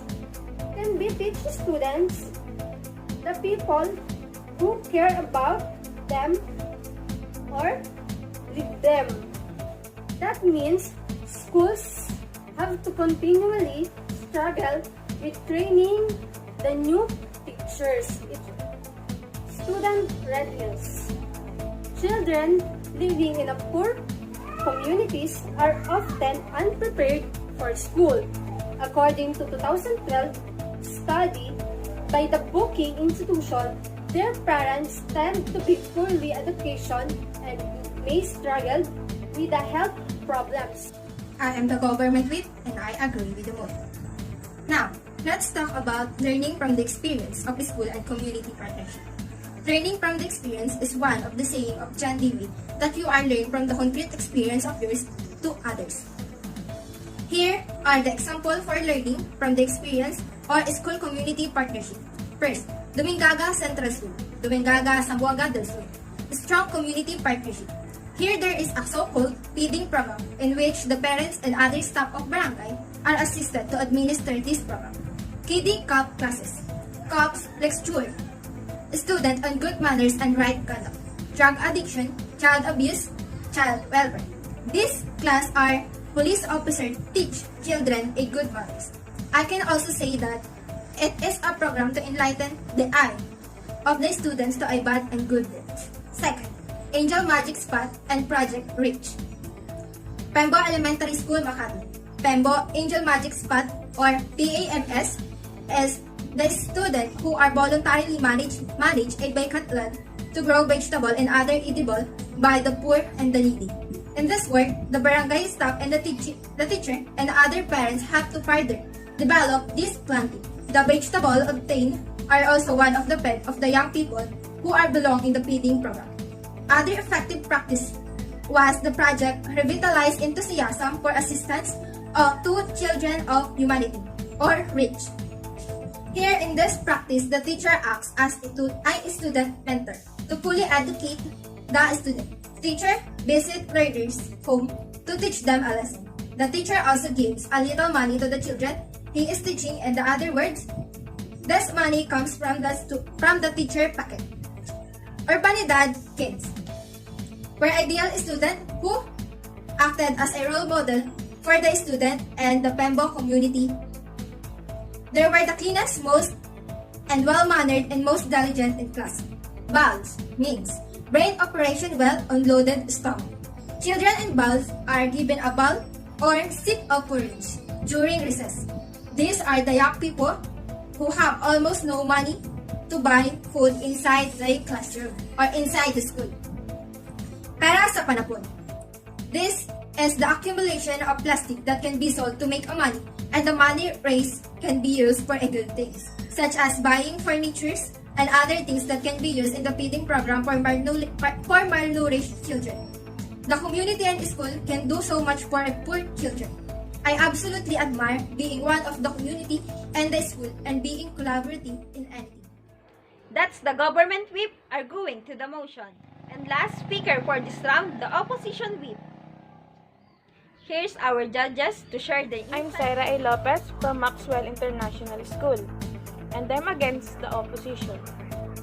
The feeding program, they gave free food to those who are malnourished and underweight, but there are so many cases of food poison because of feeding program.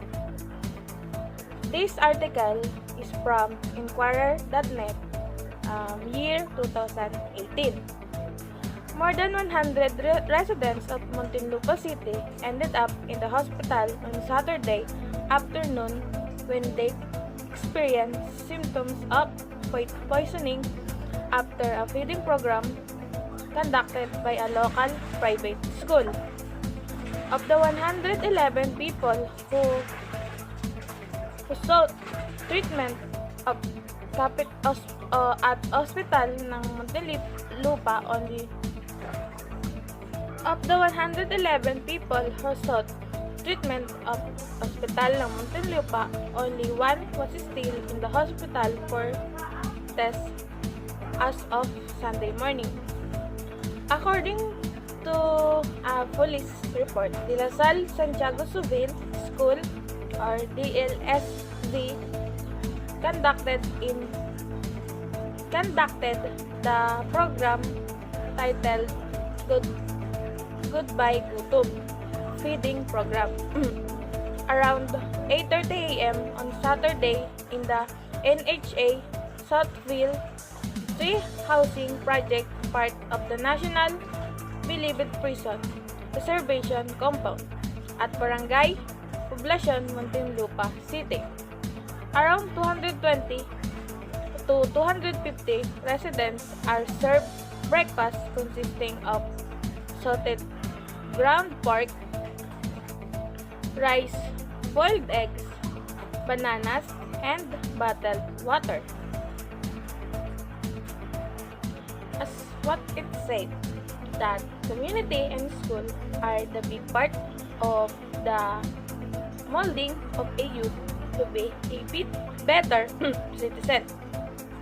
It is said that school and community are both responsible in producing a well knowledgeable and good individual to their community. But it is said that of community and the school to help each other. Each barangay have a program to the youth to help the community to be a better place, like planting trees, planting vegetables, and other resources.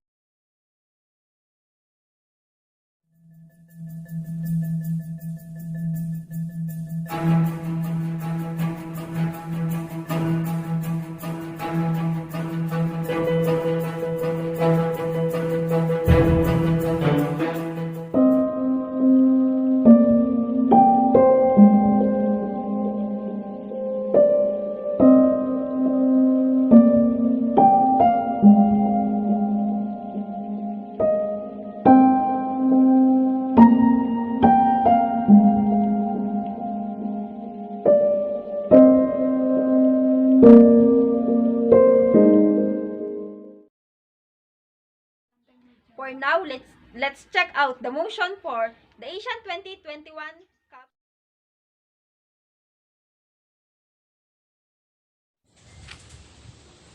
According to African proverb, it takes a village to educate a child. It is not possible to convey a knowledge with just one finger. Every success requires a great deal of concomitant for the continuity and orderly progress of a knowledge development. Like school, that can stand alone in promoting the institution because there are so many needs it has to meet. Just like the financial need that can be met by the government or some sponsors who can respond to it. Non-governmental institutions or organizations can also address this. The right of children to education is a right of parents to be given to them, but it cannot be realized without the school, church, and institutions that can meet basic needs such as facility. The main role of this institution is to help meet the basic right of a young person, and that is to get an education. So many aspects can impede this right of a student, so it is forced to address to in any good manner. Parents are prevented from fulfilling this right by a bad marriage that affects the mental health of a student. Because of this, students lose their interest on what is the importance of education because of lose its attention in the desire to get a good education, but there are public and private institutions that can guide and uphold them to the right. Another instances is the eagerness of the parents to seek a stable job and work really hard for this with the thinking that this can help their child to focus on the important things like education when they can give everything for them but not time. Youth not nowadays are needing comfort from their parents, and when they not get this inside their home, it may cause rebellion, and that should be avoided so that other institutions are there to give counsel to the marriage and as well as parenting. That's the role of the society and institution to the basic right of youth. We all know that youth are hopes of the society that can continue and make our country more progressive. That's why all the security for their future are given and making it more helpful and convenient for them. Considering that an education cannot stand alone without a great foundations with the means of community. A community that builds great things through solidarity. And also, the functionist theory states that the institution must reform their respective functions to drive the society. Each institution has the important contribution to the progress of one society. That is the motion. I would like to invite the member of government. I am Mr. Alvin Arellano, member of the governance from Trust Memorial International High School. In this society, there's many different institutions, such as church, government, schools, center, and houses which we can find the family. Those institutions have a big role in developing youth in the community. We all know that the schools is the institution who teach the student to develop themselves. But the school cannot do it all by itself. Like what I've said, there's many different institutions helping each other in developing youth. If one institution failed to do their part, then others will do their part for the sake of the youth in the society. There's an African proverb. It says that it takes a village to educate a child. It means that everyone in the community will do their part to educate the child. It is not only a job for school to educate the child, but are responsible of everyone in the society. First of all, the family is the first aspect that will teach the child the right things to do, how to become a good individual. So family should show to their child the right way of life, teaching a lesson in life. The next institution is the school, where the child will learn different lessons in textbook. It will be the beginning of learning of the child. Determine the skills and talents, and schools help to enhance those things. The church, government, and non-government institutions are interdependent to support the family in educating the child.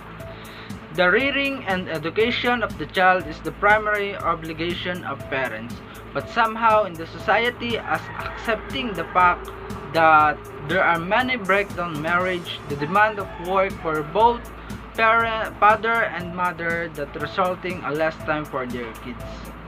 There's an instances that they both need to find a job to support their family.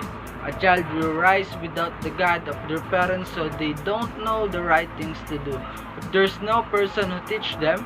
In other situations, children are prone in using internet, social media, and reaching the sites which are not suitable in their age, so resulting to a child that is uneducated or who don't have manners, because the parents' obligation to guide their child is not irreplaceable that no one can give. A proper nurture to a child will help to become a good individual in the community.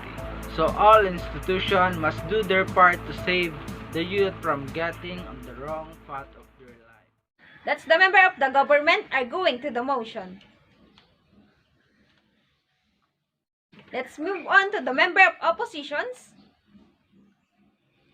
We move on to the second last speaker, the government whip. I am the duty leader of the opposition. I don't agree with the motion. Learning from the experience of school and community partnership. Public schools were designed to ensure that all children will receive access to free and comprehensive basic education.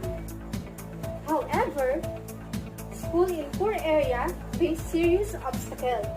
Their students may be less prepared for school and often struggle with the family problems, funding issue, and the stress of work in an observed area can be also affect the quality of education in these schools.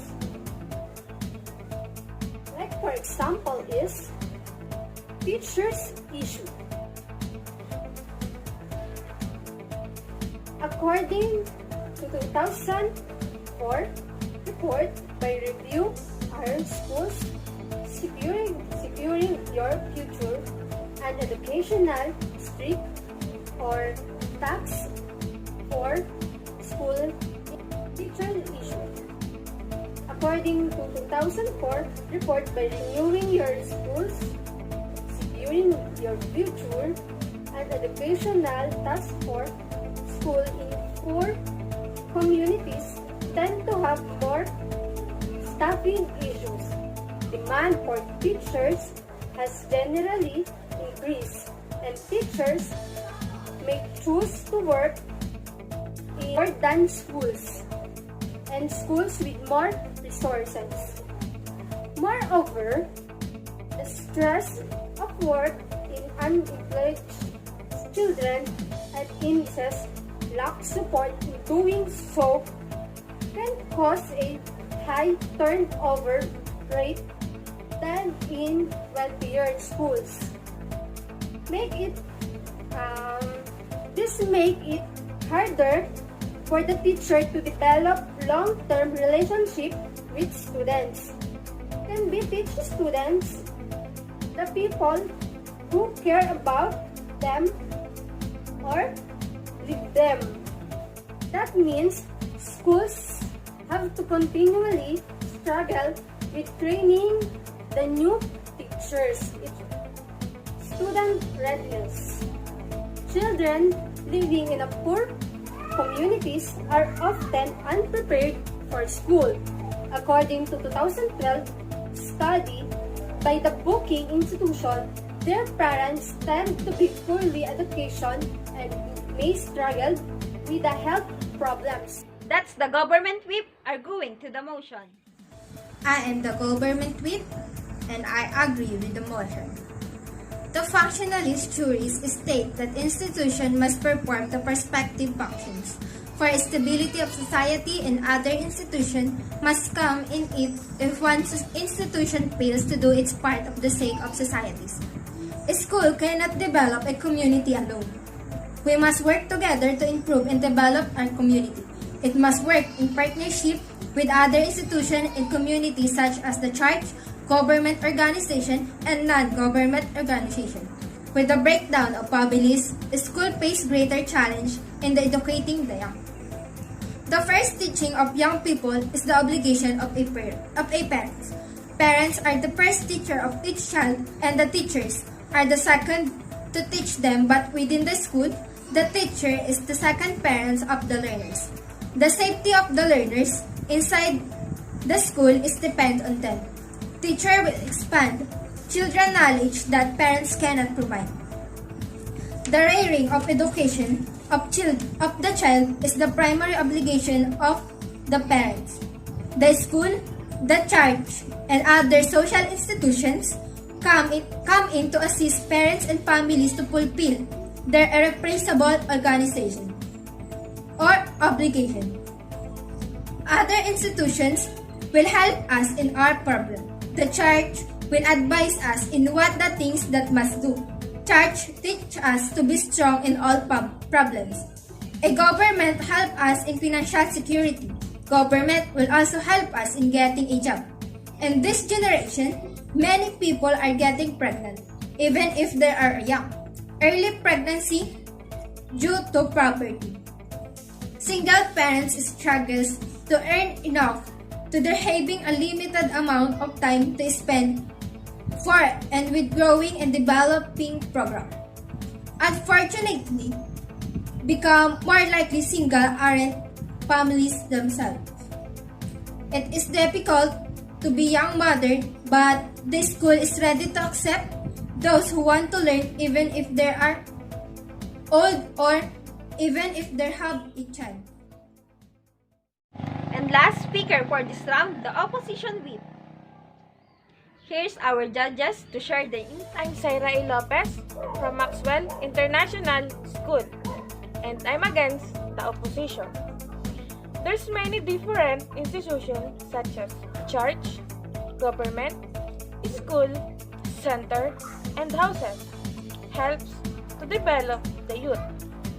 The church may affect the ideology of a youth. The church may be a comfort place or a confused place to an individual. For example, the Catholic and Christians believe that the men are for women, but we have a friend from LGBTQ. They're just a human.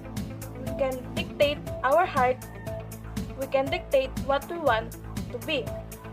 Because of the lesson to the churches, the members of LGBTQ tend to bully.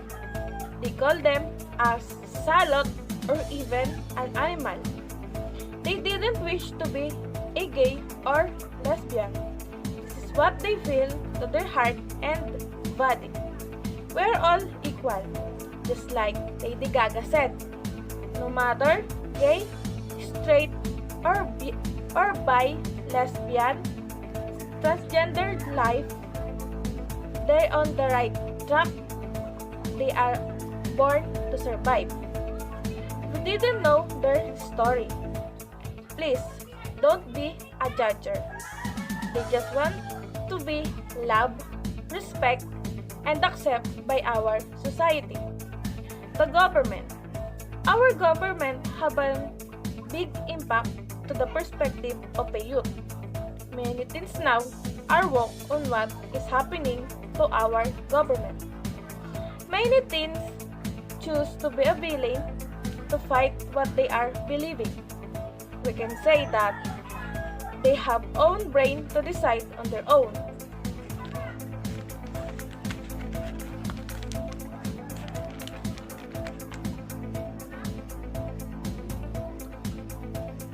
But the government have a big impact to their decision.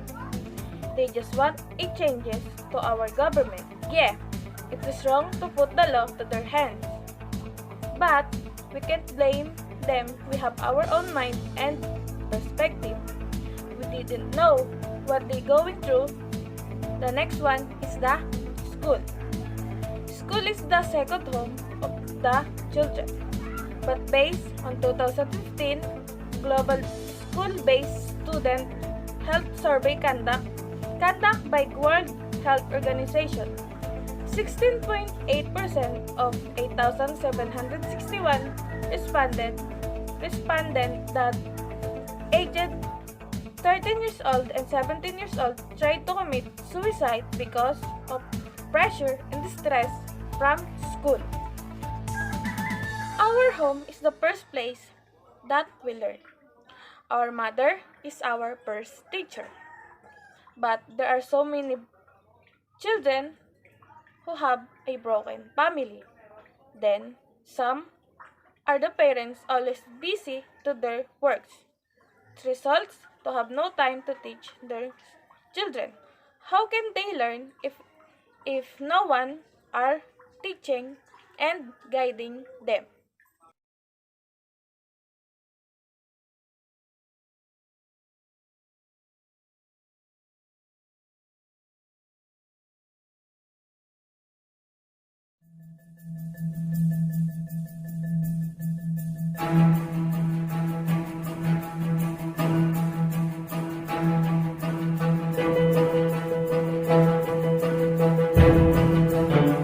Welcome to the sixth round, and this will be the tiebreaker round.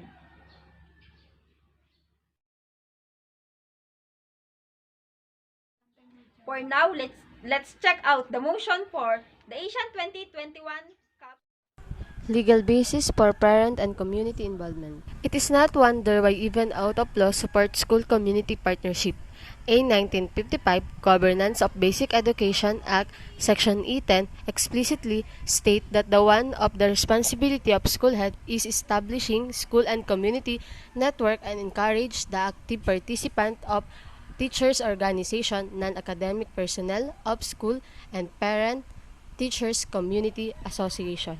Section 3F of the same act encourage local initiative for improvement of the school and learning center and to provide the means by which improvements may be achieved and sustained.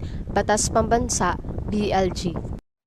232, otherwise known as Education Act of 1982, Section 7 state that every educational institution shall be provided of the establishment of appropriate bodies through which the members of the educational community may discuss relevant issue and communicate information, suggestion for assistance and support of the school for their promotion of their common interests. Representative of each subgroup of educational community shall sit and participate in this body, the rules and procedures of which must be approved by them and duly established.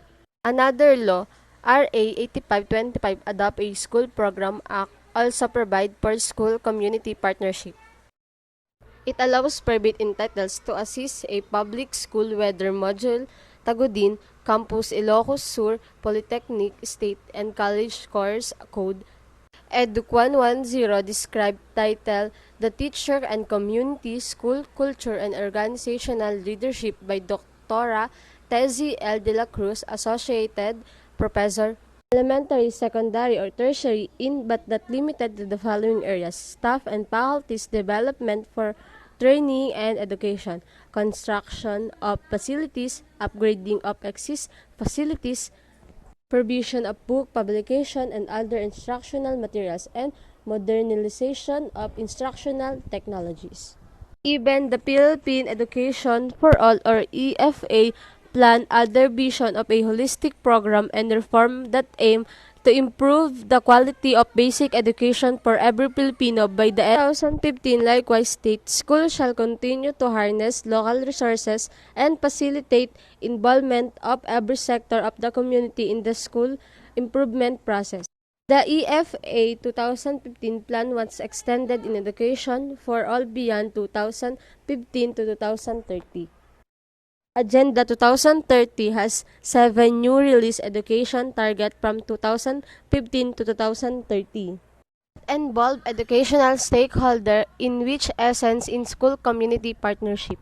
UNESCO Assistant General for Education Dr. Kian Tang himself admit that Agenda 2030 cannot be realized without school partnering with community. He said, our mission must be more aggressive, more committed, not just involving government, non-government agencies, but all stakeholders. RA 9155 state that partnership between school and community also ensure educational programs, projects, and services take into the account the interests of all the members of all the community. The schools and learning centers reflect. Here can enter the school brigade or brigada eskwela where the parents of each student can come together to fix the school and clean the surrounding before the incoming school year. The school have miscellaneous, which the money collected will go to the school to buy other equipment that the student need.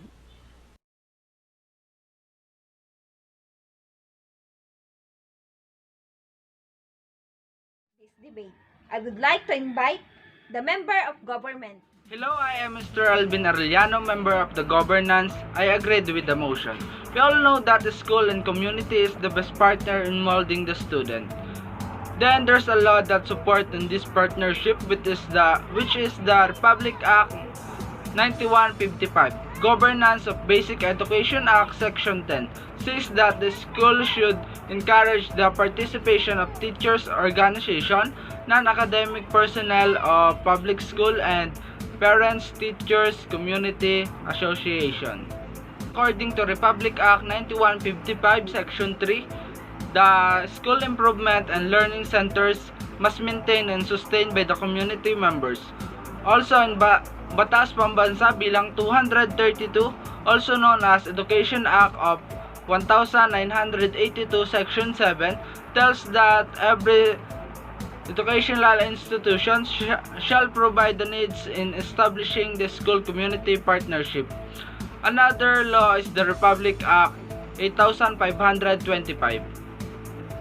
Adopt a School Program Act. It allows private entities to assist a public school in all levels. Staff and faculty members will monitoring the development of school and upgrading the existing facilities. Also in provision of books and modernization of the instructional technologies. Even the Philippines Education for All, or EFA 2015 plan aim to improve the quality of basic education for every Filipino. This was extended in Education for All beyond 2015 agenda to 2030. Their vision must be more aggressive, more committed, not just involving government, non-government agencies, but all the stakeholders. Schools community partnership will be meaningfully when they both work as a team. So schools and community should know these laws for them to maintain the good relationship between schools and community. Even it takes time and effort for each and everyone to upgrade the system of education as well as their curriculum. As an individual in the society, let's embrace the existing program that we have and help every student to achieve their dreams. That's the member of the government arguing to the motion. Let's move on to the member of oppositions. I am the duty leader of the opposition. I don't agree with the motion. Legal basis for parents, community involvement. When you have a child, her development is for utmost importance to you. You may have to be involved in every phase of your children's life. While this includes her education, there were some advantage and disadvantage of parental involvement in education that every parent should be aware of. Although you may have the best intentions in mind when attempting to take an active part in your child's education, you may also realize that you were not a teacher unless you got teaching degree and familiar enough with the subject matter. To be honest, teaching it, you can be harming to your children's learning process. Sometimes, through misunderstanding their children false information that could be more difficult for your children to learn certain subjects. While helping them to their homework, isn't it doing to let them astray? There's a reason that school hire teachers. It's their job to do the teaching. Apart from the equal or the actual learning aspect, the social aspect and routine of school greatly help to shape a child into the adult they will become. Though you obviously love their children, it is important for her to spend time away from you to learn more and develop her own instead of copying her parents. spending too much time with her or your child, it is aspect you can lead to an unhealthy attachment to the parents. It's important for her children to be independent. It will help them later in life when their time comes to leave the nest and become their own people. A child too attached to his parents may have more difficult completing his crucial step of becoming an adult. I am Beverly Parajerusalia from Maxwell Integrated School. Thank you. We move on to the second last speaker, the government whip. I am the government whip and I agree with the motion. Now, let's talk about the legal basis for parents and community involvement.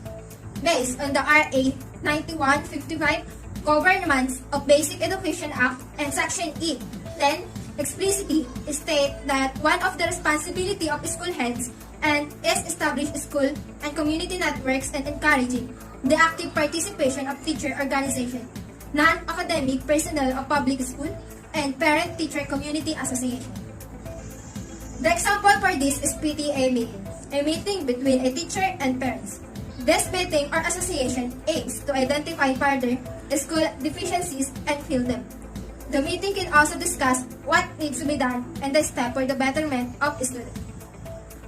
Section 3F, Local Initiative Improvement of School and Learning Centers and to provide the means by which improvement may be achieved and sustained. Schools have facilities that must be prepared, such as broken faucet or dirty toilets. Parental assistant can fix them so that the student can use it better as needed. Another law is RA 8525. It allows entities to assist a public school, whether elementary, secondary, or tertiary, but not limited to the following areas: staff and faculty development for training and further education, construct of facilities, upgrading of existing facilities, provision of books, publication and other instructional materials, and modernization of instructional technologies. Here can enter the school brigade or brigada escuela, where the parents of each student can come together to fix the school and clean the school surrounding before the upcoming school year. The school have miscellaneous, in which is the money collected will go to school to buy other equipment that the student need. Philippine Education for All, EFA 2005, a school shall continue to harness local resources and facility involvement of every sector of community in the school improvement process. RA 9155 states that partnership between school and community also ensure that education program, projects, and services take into account the interests of all members of the community. Section 3F. Second, the school learning centers reflect the values of community by allowing teacher or learners, facilitator, and other staff to have flexibility serve the needs of all learners. Section 3E.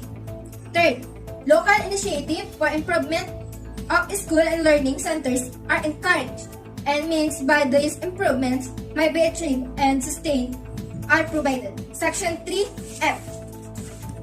So, school and community functions better when they work as a team. The shortcomings of the school can be filled by the community as well as the community. So, it is only right that this great work be done together for children and learners. That's all. That's the government whip arguing to the motion. And last speaker for this round, the opposition whip. I'm Sarah A. Lopez from Maxwell International School. This article is from philstar.com. Has the DepEd achieved its mission as stated above? Will it meet UNESCO's Education for All goal by 2015? As our government administration changes over time, so do the policies, plans, and programs of the department. It is very unfortunate that these constant changes in the system have proven to be detrimental to teachers, to the school environment, administrators, and most of all the students. For instance, with the implementation of the K-12 program, many schools must accelerated their students last year, making students skip a grade level to realign themselves with the K-12 program.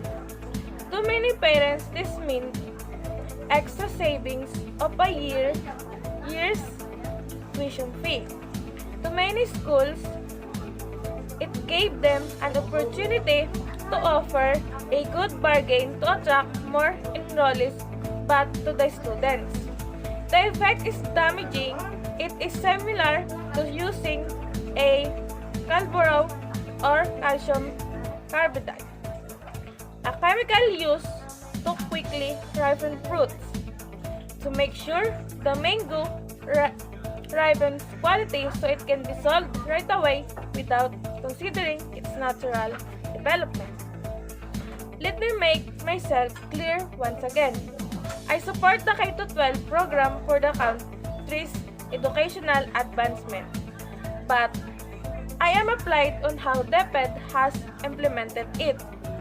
By mass accelerating students, we force the children to grow up and deny them their basic right of 2 more years of childhood. As a result, these children are required to enter junior high school at such an early age. If the Department of Education is committed in helping children as stated in their mandate, then why would they allow there to happen? It is lapse on the part of some superintendents. I thought we jump-started the K-12 program to improve and strengthen the skills of our school children. Didn't we just weaken the foundation of this batch of children academically? And I'm Sarah A. Lopez from Maxwell International School. This article is from philstar.com. Has the DepEd achieved its mission as stated above? Will it meet UNESCO's Education for All goal by 2015? As our government administration changes over time, so do the policies, plans, and programs of the department. It is very unfortunate that these constant changes in the system have proven to be detrimental to teachers, to the school environment, administrators, and most of all the students. For instance, with the implementation of the K-12 program, many schools must accelerated their students last year, making students skip a grade level to realign themselves with the K-12 program. To many parents, this means extra savings of a year's tuition fee. To many schools, it gave them an opportunity to offer a good bargain to attract more enrollees back to the students. The effect is damaging. It is similar to using a calborao or calcium carbide, a chemical used to quickly ripen fruits. To make sure the mango ripens quality so it can be sold right away without considering its natural development. Let me make myself clear once again. I support the K-12 program for the country's educational advancement, but I am applied on how DepEd has implemented it. By mass accelerating students, we force the children to grow up and deny them their basic right of 2 more years of childhood. As a result, these children are required to enter junior high school at such an early age. If the Department of Education is committed in helping children as stated in their mandate, Then, why would they allow there to happen? Slaps on the part of some superintendents? I thought we started the K-12 program to improve and strengthen the skills of our school children. Didn't we just weaken the foundation of this batch of children academically? And the final result of this round, let's hear our judges.